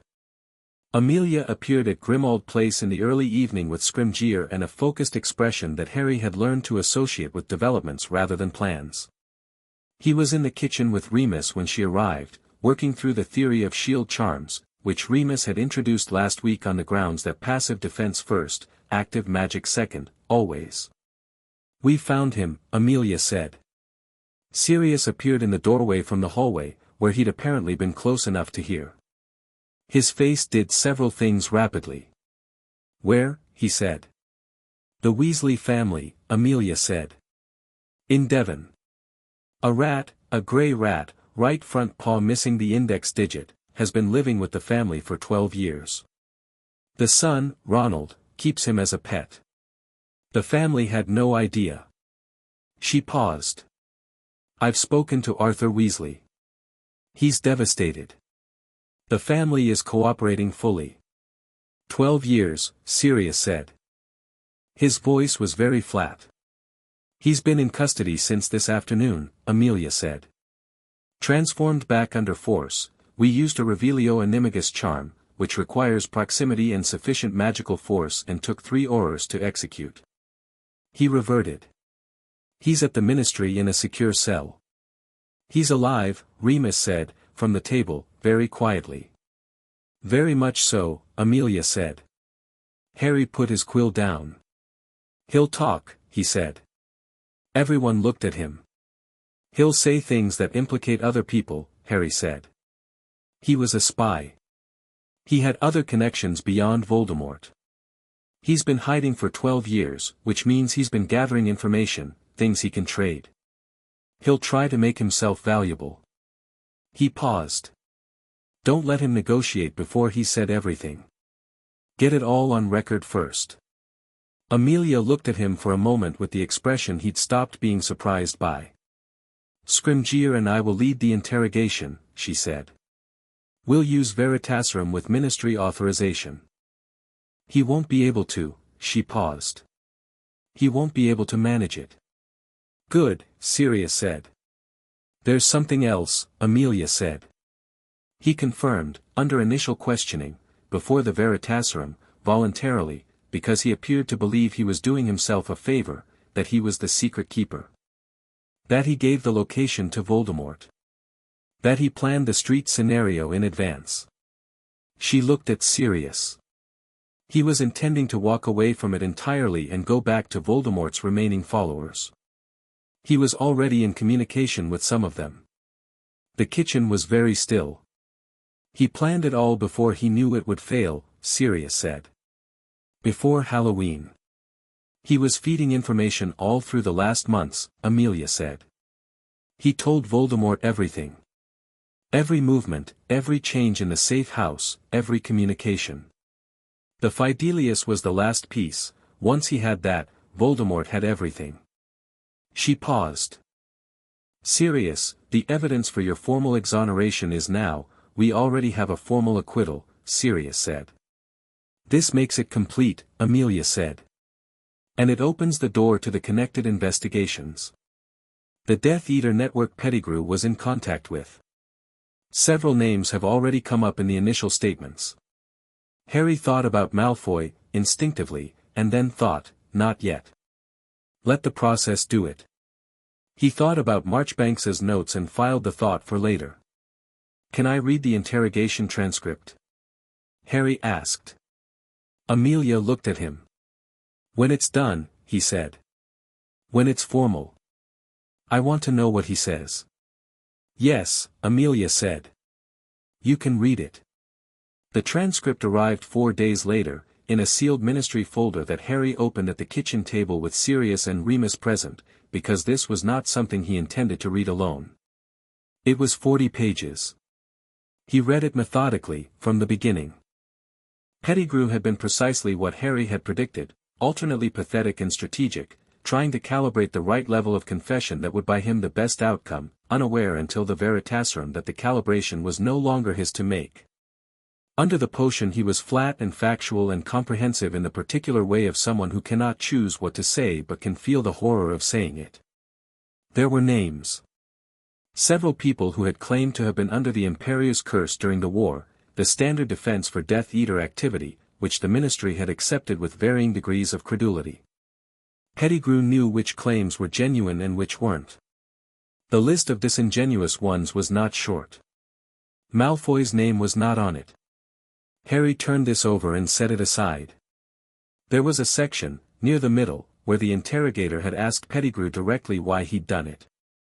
Not the tactical question, not how or when, but why. He'd been James Potter's friend. He'd been part of the group, the inner circle. He'd known them. Pettigrew's answer, delivered flat and factual under Veritaserum because he couldn't choose his words, I was afraid. I have always been afraid. Voldemort found me and he showed me what he would do to people who refused him, and I was afraid in a way that made everything else smaller. I thought it would be over quickly. I thought no one would know. I thought I could stay near them and watch them and it would be enough. It wasn't enough, and then it was too late. Harry read this 3 times. Then he set the transcript down and put his hands flat on the table and sat with the particular quality of feeling that comes from understanding something terrible from the inside, the way the geometry of it worked, the shape of cowardice that had started from fear and ended in 12 dead people and a man in Azkaban for 4 years and a child in a cupboard. Remus was looking at the table. His expression was the still, deep stillness of someone who was feeling something very large very quietly. Sirius had gotten up and was standing at the window, looking at the street, which was his way of needing a moment. Harry thought about the word afraid. He thought about Petunia in the interview room saying she'd been afraid of everything she couldn't explain. He thought about Fudge with his hat turning, afraid of instability, afraid of the decisions that accountability would require. He thought about Dumbledore, and the particular fear of brilliant people who can see every consequence of every action except the ones that follow from believing themselves uniquely capable of deciding. Fear was not the same as malice. He'd known that. But it was not an excuse either. He thought, everyone who failed you was afraid of something. That doesn't change what they did. But it changes how you think about what comes next. He thought, I'm not afraid of any of them. And then, examining this, he corrected himself, I'm afraid of some things. I'm afraid of failing people I care about. I'm afraid of the things I can't see coming. But he was not afraid of rooms. Not afraid of questions. Not afraid of following a thing to its end and looking at what was there. He thought, that's enough. Dumbledore's written apology arrived the same week as the transcript. It was 2 pages, handwritten, in the clear precise script of someone who'd made every word deliberate. Harry read it at the kitchen table, alone this time, in the morning before Remus arrived for the day's session. It was exactly what Dumbledore had promised, not centered on himself, not performative. It named specific things. The scroll. The will. The trial. The welfare investigation that should have happened. It named the outcome of each failure in plain language, without the softening circumlocutions that people used when they wanted to confess without confronting the weight of what they were confessing. At the end it said, "I do not expect forgiveness and I am not asking for it. I am asking only that you know I understand, now, what I failed to understand before, that the protection I believed I was building around you was, in the ways that mattered most, a wall I built without windows. I'm sorry for the dark inside it." Harry folded the letter carefully. He put it in the folder, in the section he'd labeled in pencil Dumbledore, between the formal statement summary and the board censure documentation. He smoothed the folder closed and put it on the shelf where he kept the others. He thought about it for a while, sitting in the kitchen of a house that was slowly becoming a home, with the weak spring light coming through the cleaned windows and the distant sound of Sirius moving around upstairs and a post owl landing on the sill outside with something that was probably from Neville, who wrote every few days about Trevor's ongoing philosophical relationship with various locations around Longbottom Hall. He thought, I don't know what forgiveness looks like yet. I'm 6 years old. I'll figure it out. He thought, I know what moving forward looks like. That one I know.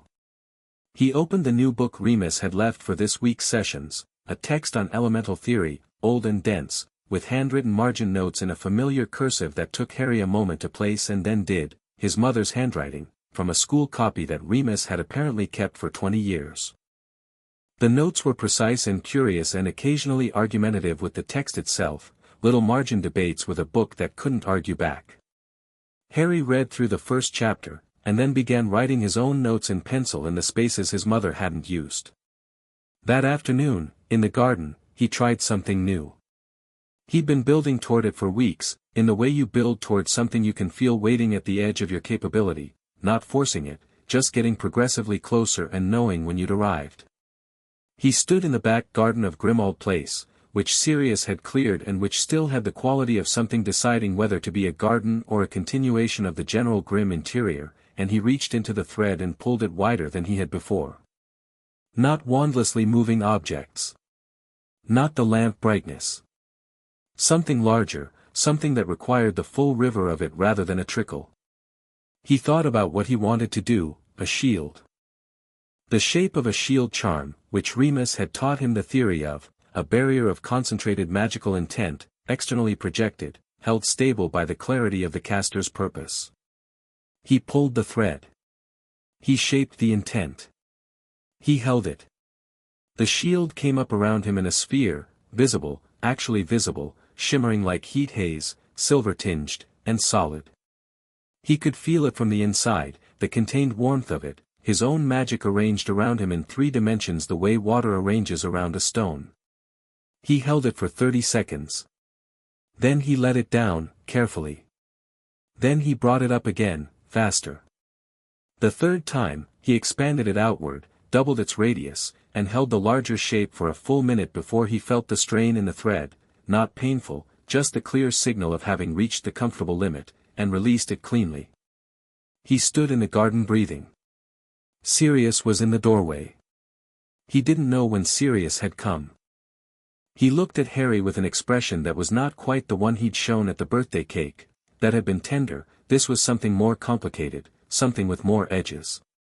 Remus is going to want to know you did that, Sirius said. I'll tell him tomorrow, Harry said. You held it for a full minute, Sirius said. Wandlessly. Spherical configuration. He paused. I've seen trained Aurors struggle with that. I had a good book, Harry said. Sirius made a sound that was caught between a laugh and something that wasn't. He came down the back steps into the garden and stood beside Harry and they looked at the space where the shield had been, which was just garden now, just ordinary converted London backyard. "Your dad," Sirius said, "when he was 6, I wasn't there for this, I heard it years later from Charles. He accidentally transfigured the family dog into a chair and then transfigured it back before anyone noticed, except Charles had seen the whole thing through the window." He paused. He said it was the most deliberate accidental magic he'd ever seen. Said James had looked at the dog like he was sorry and needed to fix it, and fixed it. Harry looked at him. "What happened to the dog?" "Fine," Sirius said. Apparently mildly confused but fine. He paused. "My point is, James was 6, and Charles knew then. Knew what kind of wizard his son was going to be." He looked at Harry. "I know now." "What kind?" Harry asked. "The kind," Sirius said simply, "that other people organize themselves around." Harry thought about this. He thought about the scroll, and the Wisengamot motion, and the meeting at Greengrass House, and the board censure, and the 3 questions in the drawing room, and the morning sessions with Remus, and the thread in his chest warm as a held coal. He thought, "I'm 6 years old and I have so much more to learn." He thought, "Good. I want to learn it." He looked up at the London sky, which was making an effort today, pale blue with high thin clouds, the kind of sky that looked like something being considered. "What's Hogwarts like?" he said. Sirius blinked at the subject shift, then settled into it. "Enormous," he said. "Every corridor is longer than you think it'll be. The staircases move. The lake is something. And the great hall at the start of term, when everyone comes in and the ceiling shows the sky," he paused. "It's the first time most kids see real magic done on a large scale. Decorative magic. Magic for the sake of beautiful." He looked at Harry. "You'll have more context than most when you get there. You'll understand more of what you're seeing." 5 years, Harry said. 5 years, Sirius agreed. "Enough time," Harry said. "For what?" Harry thought about his mother's margin notes, argumentative and precise. He thought about the elemental theory book waiting on the kitchen table. He thought about the shield, and the stag smoke at the birthday candles, and the curtains in Longbottom Hall, and the scroll finding the blood. "Everything," Harry said. Chapter 8, What a Potter Builds. 2 years after the scroll activated, Harry Potter was 7 years old and had opinions about everything. This was not new, he'd had opinions since before he had language for them, but the opinions had sharpened considerably, the way a blade sharpens with use, and they now came with reasoning attached and references if you wanted them. Remus had given him the reasoning. The references he'd assembled himself from the shelves at Grimmauld Place, which had been considerably expanded since Sirius had gone through the original Black family library, removed the things that were actively dangerous or aggressively dark, and replaced them with an eclectic collection that reflected the fact that Sirius bought books the way some people bought impulse purchases, on instinct, with enthusiasm, without a strong overall plan. It was, Harry thought, an excellent library. He was in it now, on a Saturday morning in October, sitting in the chair closest to the window with a book about ancient magical theory open on his knee and a cup of tea going cold beside him that he kept meaning to drink and kept not drinking because the book was more interesting. The chair had leather arms he'd worn smooth over 2 years of sitting in it at this exact angle, feet tucked up, back curved in a way that would probably cause Remus to make a comment about posture if he came in. Outside, London was doing what London did in October, grey and purposeful, people moving along the pavement below with the particular urgency of people who had somewhere to be and were mildly annoyed about the weather. Harry liked watching them from the library window. He'd decided, some time ago, that watching Muggles go about Muggle business was one of the most useful things he could do, because it kept the other world from becoming the only world in his head, and he had a strong instinct that keeping multiple worlds in his head was important. He heard Sirius's footsteps on the stairs. He could distinguish everyone in the house by their footsteps now, which Sirius found both impressive and slightly unnerving, and then the library door opened. Sirius was holding a letter. He was holding it the way he held things that required a particular kind of attention, two-handed, carefully, the way Harry held the scroll when he read from it. Owl just came, Sirius said. Harry put his book down. Who from? Sirius turned the letter. The seal on the back was not a ministry seal or a family crest or any of the other seals Harry had learned over the past 2 years. It was a small, wax circle with a symbol pressed into it, a snake, wrapped around a column, eating its own tail. Harry looked at it. I don't know that seal, he said. Neither do I, Sirius said. Which meant it wasn't one of the old families, wasn't ministry, wasn't Hogwarts or St. Mungo's or Gringotts. Sirius knew all of those. Harry filed the negative space of that, what it wasn't, and felt something sharpen at the back of his mind, the particular alertness that arrived when something new entered a system he thought he understood. Open it, Harry said. Sirius broke the seal. He read it once, then read it again, then handed it to Harry without saying anything, which was the kind of thing Sirius did when he wanted Harry's read before he gave his own. Harry read it. It was short. 3 sentences, on plain parchment, in a hand that had no distinctive style, deliberate in its neutrality, the hand of someone who'd learned to write without personality. The people who watched the Potters before they died are still watching. The one you're looking for is not alone. 3 names. Rookwood. Selwyn. Not. No signature. No date. No return address on the envelope. Just the snake seal and 3 names. Harry read it twice. Death Eaters, Sirius said. All 3 of them. All 3 claimed Imperius when the war ended. Ministry cleared them. Pettigrew's transcript, Harry said. Rookwood and Not were on the list of names he gave under Veritaserum. The ones who claimed Imperius falsely. Yes, Sirius said. Selwyn wasn't, Harry said. No, Sirius said. Which means whoever sent this has information beyond what Pettigrew gave us. Sirius looked at the letter. Someone's watching them, he said. Has been. Long enough to know they were watching your parents. He paused. Someone who doesn't want to give their name. Someone who has reason to be cautious, Harry said. He thought about the snake eating its tail seal. Ouroboros. Ancient symbol, used in multiple traditions for multiple things, cycles, self-sufficiency, infinity. Someone who'd chosen it carefully. Or someone from a tradition that used it habitually. They didn't use their family seal, Harry said. Which means they have one. They're from the old families. But they don't want to commit to association yet. They're testing, Sirius said. Or warning, Harry said. The first sentence, the people who watched the Potters before they died. That's specific. That's not just leftover Death Eater activity. They're saying someone was watching the house. Watching my parents. Before Halloween. The room was quiet. There were security measures, Sirius said slowly. The Fidelius was the main one, but before the Fidelius, we moved 3 times. Changed the safe house twice. I thought it was just general precaution, Dumbledore's suggestion, stay moving. But if someone was watching, then Pettigrew might not have been the only leak, Harry said.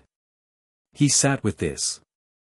Or, Remus said from the doorway, he'd apparently arrived sometime during this conversation and hadn't announced himself, which was a habit of his. Pettigrew was the primary source, and these 3 were downstream. Recipients of information rather than collectors. He passed it on, they acted on it in ways we haven't tracked yet. Harry looked at him. What kind of ways? I don't know, Remus said. He came in and took the letter from Harry and read it. But if someone was watching the house specifically, not just receiving intelligence from Pettigrew, but physically observing, that suggests a level of organization that went beyond what we knew about. It suggests, Harry said, that whoever was in charge had a redundant system. Multiple sources. In case one failed. He thought about this from the inside out. If you were Voldemort, if you were running a network, gathering intelligence about the Potters specifically, about the prophecy, you wouldn't rely on a single source. You'd want multiple eyes. Pettigrew was one pair. 3 names in a letter were at least the outline of others. We take this to Amelia, Harry said. Yes, Sirius said. Immediately. And we don't respond to the sender, Harry said. Not yet. If they wanted contact they'd have included a way to reach them. They're watching to see what we do with it. Remus looked at him. You think they'll send more? If we act on this and they see us act on it, Harry said, and we're visible enough about how we act that they know we took it seriously, yes. I think they'll send more. Amelia's office had not changed in 2 years, except for the filing cabinets, which had multiplied. There were 5 now. Harry suspected there would eventually be a 6th. The photograph on the wall was the same, the woman and the girl in summer clothes. He'd asked about it once, and Amelia had said my niece, Susan, in the tone of someone for whom the subject had weight, and he'd understood and not asked more. She read the letter. She read it with the same speed and the same face, doing things in controlled sequence that Harry had watched on the first day at Privet Drive. Then she set it down on the desk and placed both hands flat on either side of it and looked at it. Look what I expected, she said. I've been building a secondary file on him since Pettigrew's transcript. Selwyn is new and significant. She looked at Sirius. You knew the Selwyn family? Distantly, Sirius said. Pure-blood family, old line, kept themselves quiet during the war. Publicly neutral. But, he paused. There were whispers. The kind you don't verify because verifying would require getting closer than you wanted to be. The kind of whispers that don't get into Pettigrew's transcript, Amelia said, because Pettigrew wouldn't have known. He was useful precisely because he was inside the inner circle. But the inner circle isn't the whole organization. There were peripheral nodes, people who supported but never formally committed. Who stayed clean enough to walk away cleanly afterward. She picked the letter up again. Whoever sent this is describing a surveillance operation. Prefidelius. Which means they either participated in it or have access to someone who did. Or they have records, Harry said. Amelia looked at him. If there was a structured surveillance operation, Harry said, there would be records. These things don't run without them. Someone recorded what they saw. The observations, the communications, the timeline. Those records are somewhere. You're suggesting our anonymous correspondent has access to them, Amelia said. I'm suggesting that's one possibility, Harry said. The other is that they were part of the operation and have memory records. Personal knowledge. Either way, they know where to look, or they are the place to look. Amelia was writing. The timing, she said. Why now? 2 years after the scroll. A year after Pettigrew's arrest. Why send this now? Because Pettigrew's trial is in 6 weeks, Sirius said. Everyone in the room absorbed this. Pettigrew's formal trial, the full Wisengamot proceeding, public record, witnesses, evidence presented and contested, was scheduled for the 23rd of November. It had been slow in coming, partly the machinery of the process and partly the political management around it, Fudge trying to make it as quiet as possible and Amelia ensuring it was as thorough as possible, and they'd reached a compromise that satisfied neither of them, which was probably appropriate. Someone wants the trial to have additional scope, Harry said. They're giving you information now because the trial is the moment when records become public and names get said on the floor of the Wisengamot and the transcript is accessible forever. He paused. They want Rookwood and Selwyn and not on that transcript. Amelia put her quill down. She looked at Harry with the expression he'd catalogued as "This is remarkable, and I'm not going to say so because it'll be more useful to him not to be told repeatedly." He'd catalogued it some time ago and found it entirely correct. "I'll open formal investigations on all 3, she said. "Selwyn will be the most difficult. We have nothing independent of this letter, which is anonymous and therefore inadmissible. But investigations create pressure, and pressure surfaces things." She paused. I want the letter tested for magical traces. The seal particularly. You think you can identify the sender, Sirius said. I think it's worth attempting, Amelia said. Even if we can't compel them to come forward, knowing who they are gives us context. She looked at the snake eating its tail. Ouroboros. It's used in several traditions.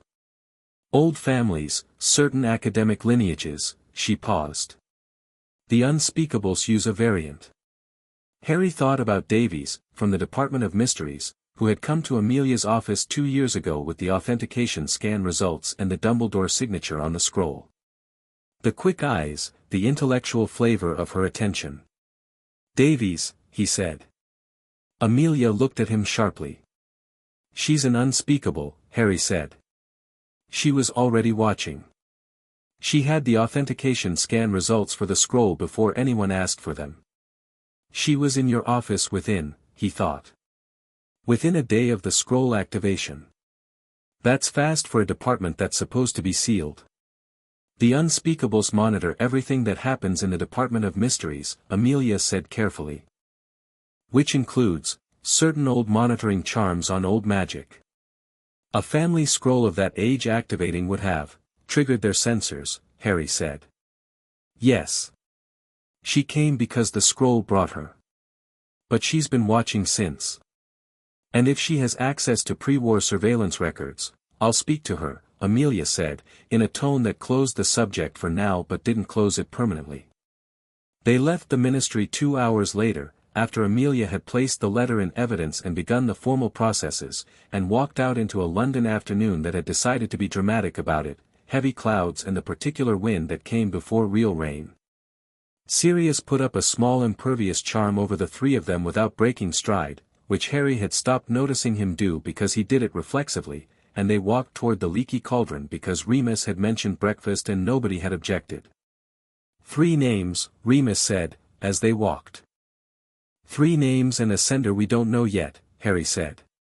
And a reason someone's breaking cover to give them to us, Sirius said. The trial, Harry said again. Everything comes back to the trial. Pettigrew goes before the full Wisengamot in 6 weeks and everything he said under Veritaserum becomes official public record. He walked and thought. The sender wants more to be official record.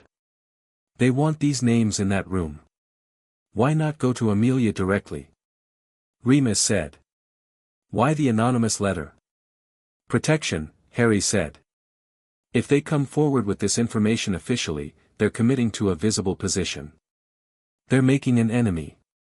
An anonymous letter gives Amelia a direction to look without putting themselves in the path of what they're pointing at. Smart, Sirius said. Frightened, Harry said, which was different. Sirius glanced at him.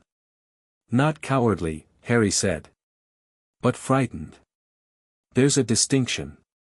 They're taking a risk, sending this at all. They're just trying to take the smallest version of the risk available to them. He thought about Pettigrew's answer under Veritaserum. I have always been afraid. Most people who do things in the dark are afraid of the light. This person is trying to get something into the light while staying in the dark themselves. He paused. I understand that. Remus was looking at him. That's a generous read. It's an accurate read, Harry said. I'll save the judgment for when I know more. The leaky cauldron was warm and busy and smelled like good things and old wood. Tom the barman acknowledged them with the nod he'd developed for regulars, which Sirius had become by virtue of coming in on enough consecutive Saturdays that Tom had started keeping his preferred brand of butterbeer in stock without being asked. They settled at a corner table. Remus ordered things. Sirius watched the room with the scanning habit he'd developed after Azkaban, not paranoid exactly, just the instinct of someone who'd relearned to sit with his back to the wall. Harry watched the room too, but for different reasons. There were people he recognized, not personally, but by family resemblance and bearing. The old families existed in a density in certain spaces that they didn't in others, and the leaky cauldron had a gravitational pull for Wizarding London. He filed faces and postures and the way groups arranged themselves and who left space around whom. There was a boy across the room he didn't recognize, dark hair, quick eyes, eating alone in the focused way of someone who was used to eating alone and had made peace with it. About Harry's age. There was nothing overtly notable about him except the quality of the solitude, which had a different texture from ordinary aloneness. Harry filed him and looked away. Neville's letter came yesterday, Remus said, to the general table. Trevor. Harry said. Trevor has discovered the greenhouse, Remus said. Apparently he's been there for 2 weeks. Neville considers this a philosophical development. He would, Harry said. Sirius laughed, and it was the full laugh now, the one that had been coming more easily over the past year, less rough, more the thing it was when he was young by all accounts, sudden and real and slightly too loud for the space it was in. The leaky cauldron absorbed it without concern. The anonymous letter produced results faster than Harry had expected. Amelia's magical trace analysis took 3 days, and then she sent a short note to Grimmauld Place that said only, "Come when you can." Harry and Sirius came the next morning. Ouroboros seal, Amelia said, before they'd sat down. Used by one family in modern wizarding Britain, consistently and exclusively, for the past 3 centuries. I cross-referenced it with the heraldic registry at the ministry and the Gringotts family records. Which family? Harry said. Peveril, Amelia said. Sirius went still. Harry looked at him.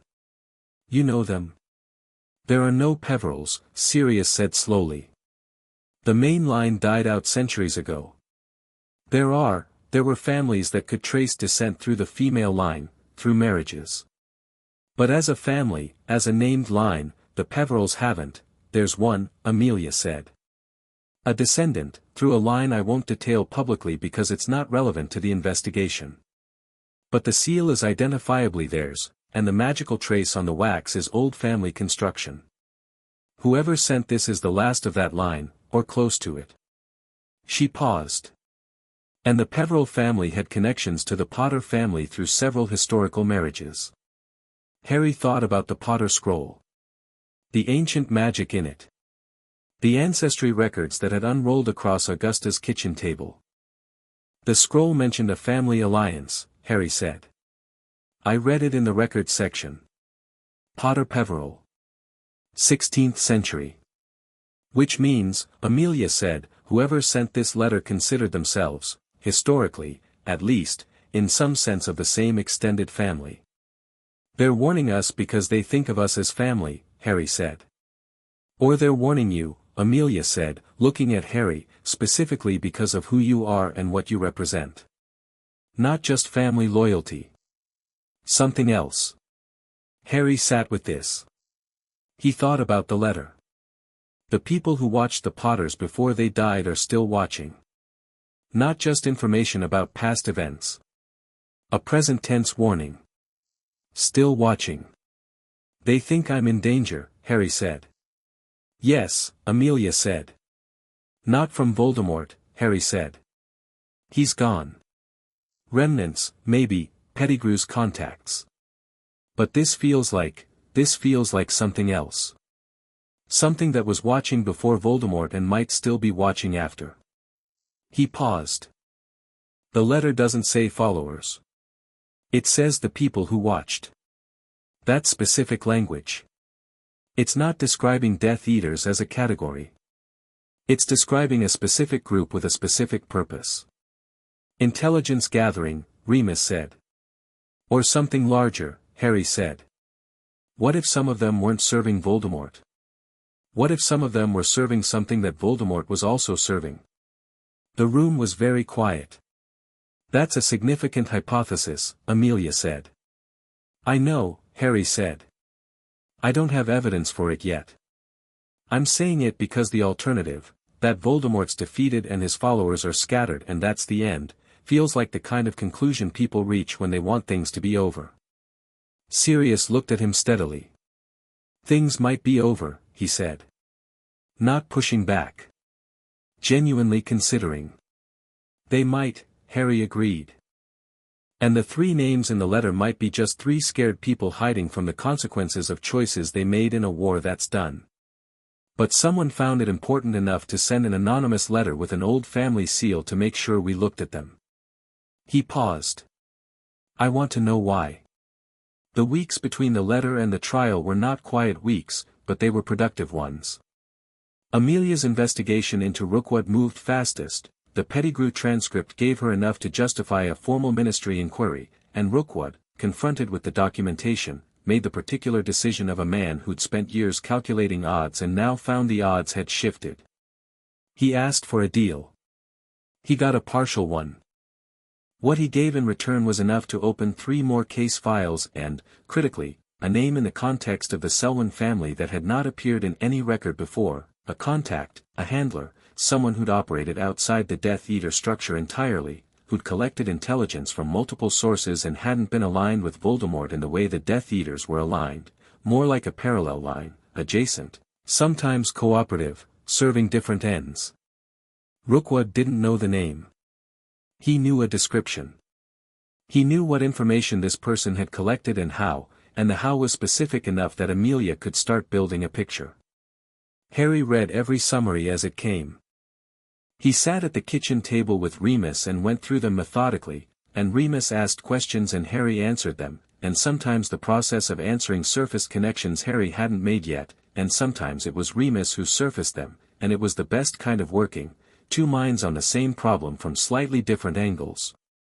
The handler description, Harry said one evening, near the end of October. Rookwood says this person had access to the Department of Mysteries. Remus looked up from the summary he was reading. Davies, he said. Davies, Harry said. But she sent the letter warning us, Remus said.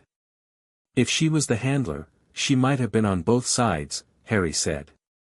Or she might have discovered the handler through her department work and that's how she has access to the pre-war surveillance records.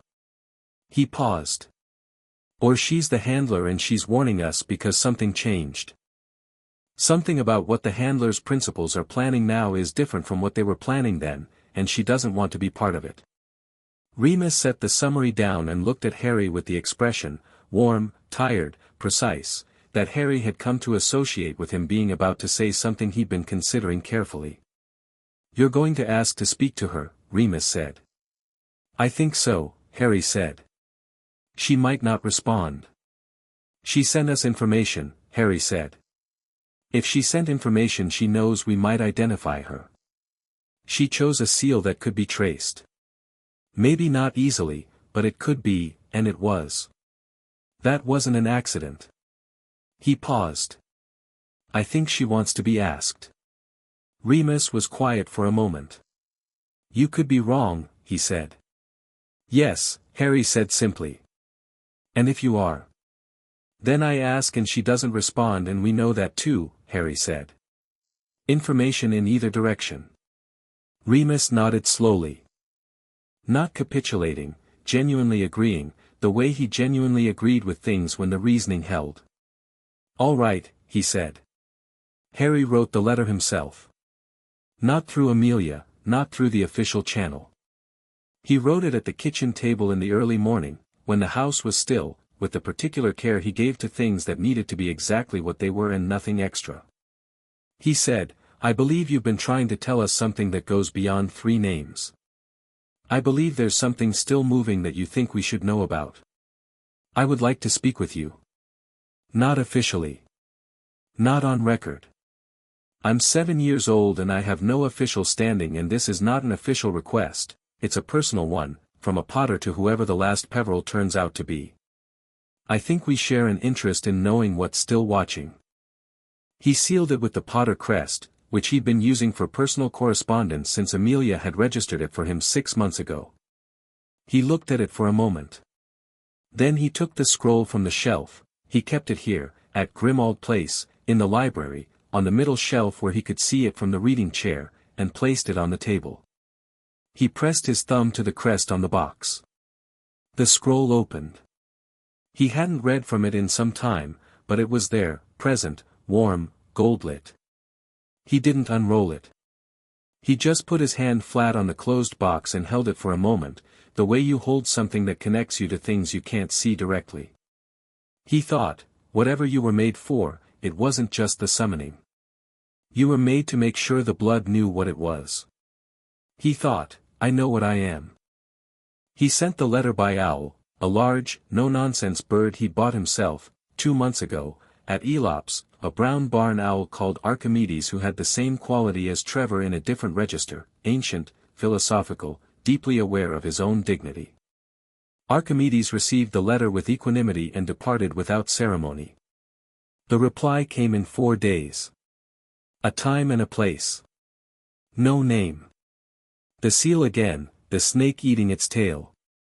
The place was a small tea shop on Charing Cross Road that Harry had walked past a dozen times without going into, the kind of place that was there and then wasn't, visible or invisible depending on some quality of attention. He arrived at the time given, which was 3 o'clock on a Thursday, with Sirius because he hadn't tried to go alone and Sirius hadn't offered to stay behind, both of them understanding without negotiating it that some situations required company and this was one of them. The woman was already there. She was perhaps 40, with dark skin and the quick eyes Harry had catalogued from his first encounter, and she was wearing plain clothes, muggle clothes, carefully chosen to be unremarkable, and she had her hands around a cup of tea and she looked at Harry when he came in with an expression that was recognition and relief and something else, more careful. Davies, Harry said. Potter, she said. He sat across from her. Sirius sat at the adjacent table with a newspaper and did not pretend to read it, which Davies registered without comment. You're 7, she said. Not unkindly. Just noting. You chose the seal deliberately, he said. You knew it could be traced. I needed you to find me without me having to come forward, she said. Why the difficulty coming forward? Because what I'm going to tell you is going to create problems for people I work with, she said. And I like my job.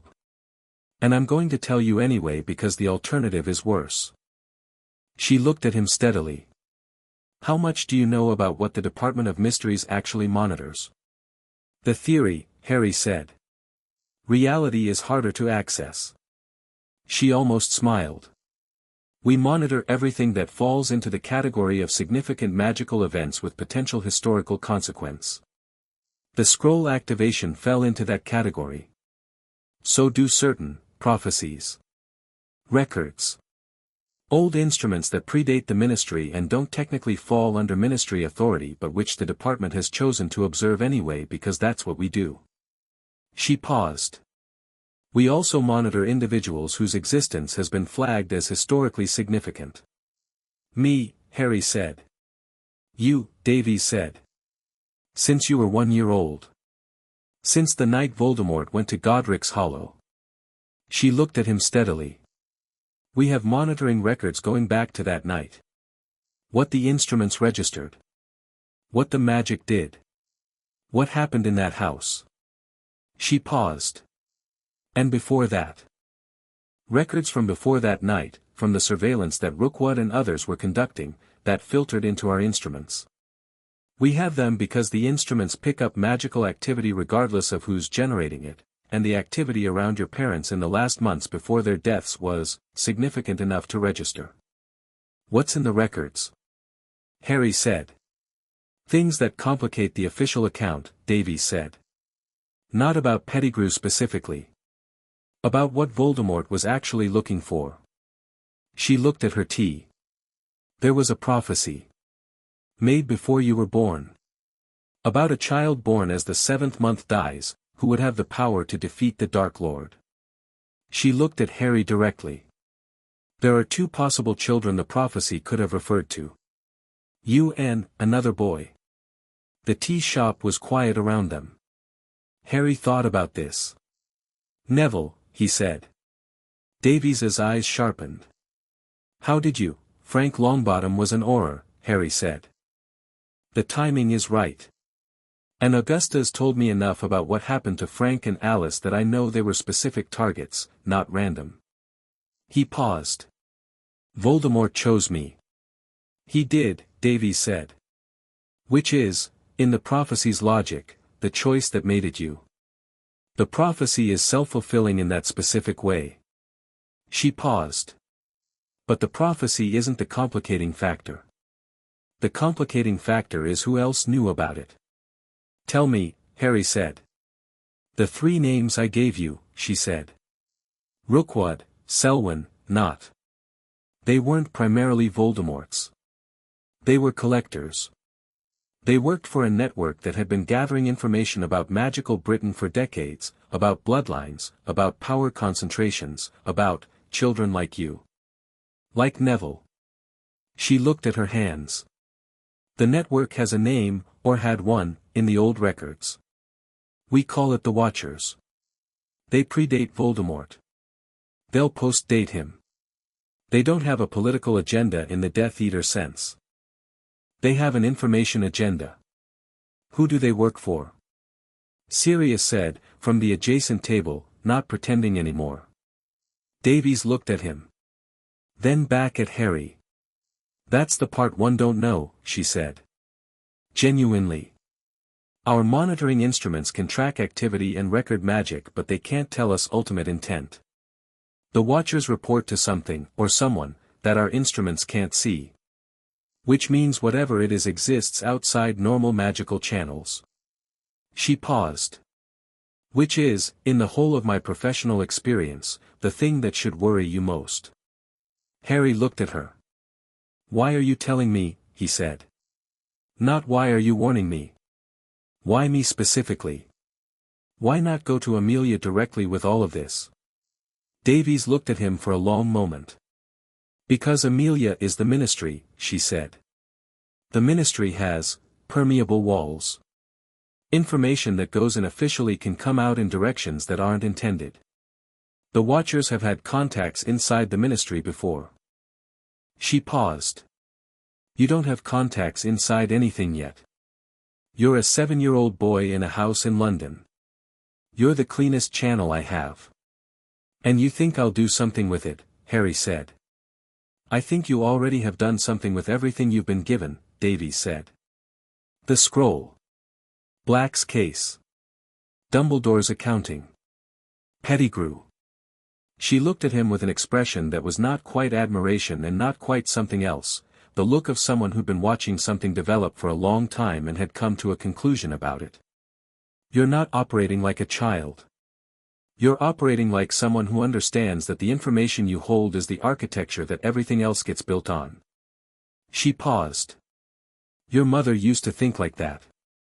The mention of his mother landed the way it always did, immediate, clear, a little sharp, but not painful anymore. It was a name in the world rather than a wound. He'd worked at that.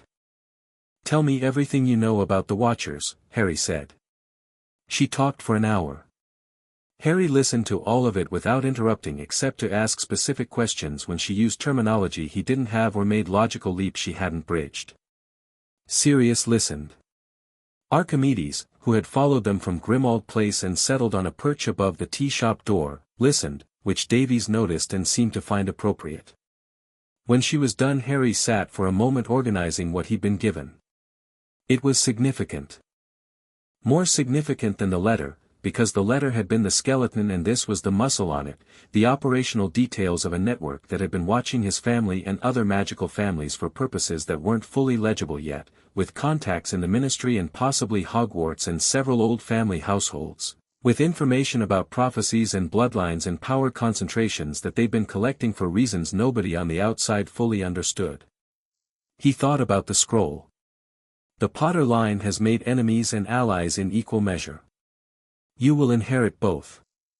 What do you need from me, he said to Davies. She blinked. I'm giving you information, I wasn't expecting, you're giving me information because you want something done with it, Harry said. That's fine. It's the right call. But you chose me instead of official channels, which means you need someone outside the system. Someone who can move around it. He looked at her. What specifically do you need? Davies looked at him for a long moment. There's a record in the Department of Mysteries, she said. A physical record. The full Watcher surveillance file on the Potter family. It was placed in our archives by an unspeakable who retired in 1982 and who I now believe was a Watcher contact. I can't access it without authorization because the file is sealed with a non-standard classification that routes any access attempt to a desk I don't control." She paused.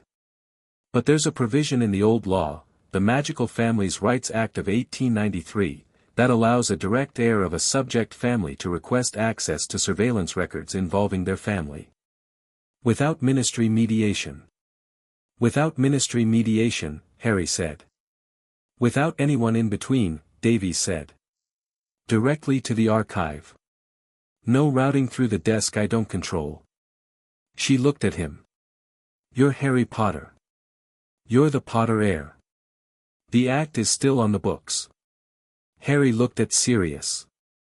Sirius looked back at him with the expression he'd been developing over the past 2 years, not surprised, not alarmed, the expression of a man who had recalibrated his definition of what was possible when Harry was involved. "When?" Harry said to Davies. "As soon as you want," she said. "Next week," Harry said. "After the trial." Pettigrew's trial happened on the 23rd, as scheduled. Harry was there. He sat in the gallery with Sirius on his left and Remus on his right, and Augusta was 2 seats along, and Amelia was on the floor presenting the case with the same clean, economical precision she'd used for Sirius's hearing, except that this proceeding had more scale to it: the full Wizengamot, 83 members, the high bench with the chief warlock, the formal robes and the formal record, and all the machinery of institutional justice operating at its intended capacity for perhaps the first time in years. Peter Pettigrew was brought in looking like what he was, a man who had been a rat in multiple senses for a very long time and had run out of places to hide. He did not look at Harry. He looked at the floor and then at his lawyer and then at the floor again. The Veritaserum testimony was read into the record. All of it. Including the 3 names from Davies's letter, Rookwood's testimony, combined with Amelia's investigation, had been enough to add them to the formal proceeding as persons of interest. They weren't on trial today, but their names were on the floor of the Wizengamot, in the official record, accessible to anyone who requested the transcript. Which was exactly what Harry had predicted the anonymous letter was meant to accomplish. He watched the proceedings with his hands folded in his lap and felt the thread in his chest, steady and warm, and thought about the Watcher file in the Department of Mysteries, and the things Davies had told him in the tea shop, and the shape of what was still moving under the surface of the world he was learning. He was 7 years old. He had 4 years before Hogwarts. 4 years of morning sessions with Remus, of reading his mother's margin notes in old textbooks, of learning the theory under the practice and the practice under the theory, of understanding how rooms worked and how people worked and how old magic worked and how all 3 were connected in ways that took time to see clearly. He thought about what Sirius had said on his birthday, the kind that other people organize themselves around. He thought, not because I want them to. Because what I'm doing is pointed in a direction that matters. The chief warlock announced the verdict. Guilty. All charges. The sentence was read. Pettigrew's lawyer registered an appeal on procedural grounds that everyone in the room understood would go nowhere. And then it was over, and the chamber began to empty, and Sirius put one hand briefly on Harry's shoulder and Remus said something quiet about lunch, and Augusta collected her hat, and the record was sealed and filed, and outside the Ministry London continued its urgent business without any particular awareness that the machinery inside the building was, very slowly, being repaired. Harry stood in the emptying chamber and looked at the carved ceiling above the Wizengamot floor, ancient stone, old magic embedded in it, the accumulated weight of every decision this room had ever made, good and bad and indifferent. He thought, you're part of this now. This is the world you're in. You didn't choose it but you're in it. He thought, so build something worth being in. He thought about Potter Manor in Godric's Hollow, partially destroyed, the land still registered, the scroll having noted it was reparable. He hadn't been there yet. He'd chosen not to rush it, to wait until he was ready for it to be more than just a ruin. He thought, maybe next spring. He thought about Davies's Watcher file. The full surveillance record of his family, sealed in the Department of Mysteries, waiting for the heir to claim it. He thought, next week. He thought about Neville in the greenhouse with Trevor, growing things in the patient, methodical way that was his particular form of power. He thought about Augusta and her hat. He thought about Marchbanks in her corner. He thought about Amelia's 5 filing cabinets and the 6th one that was inevitably coming. He thought about Sirius, fully himself now in a way that was still becoming, not recovered exactly, you didn't fully recover from what he'd been through, but rebuilt, different, present. He thought about Remus and the warm brown eyes and the margin notes in textbooks that weren't his own. He thought about his parents, who had written a will 16 days before they died that had contained instructions specific enough to be worth fighting for. Who had trusted people. Who had loved the kind of love that put itself in writing. He pressed his fingers to his sternum. The thread was warm. The thread was very warm.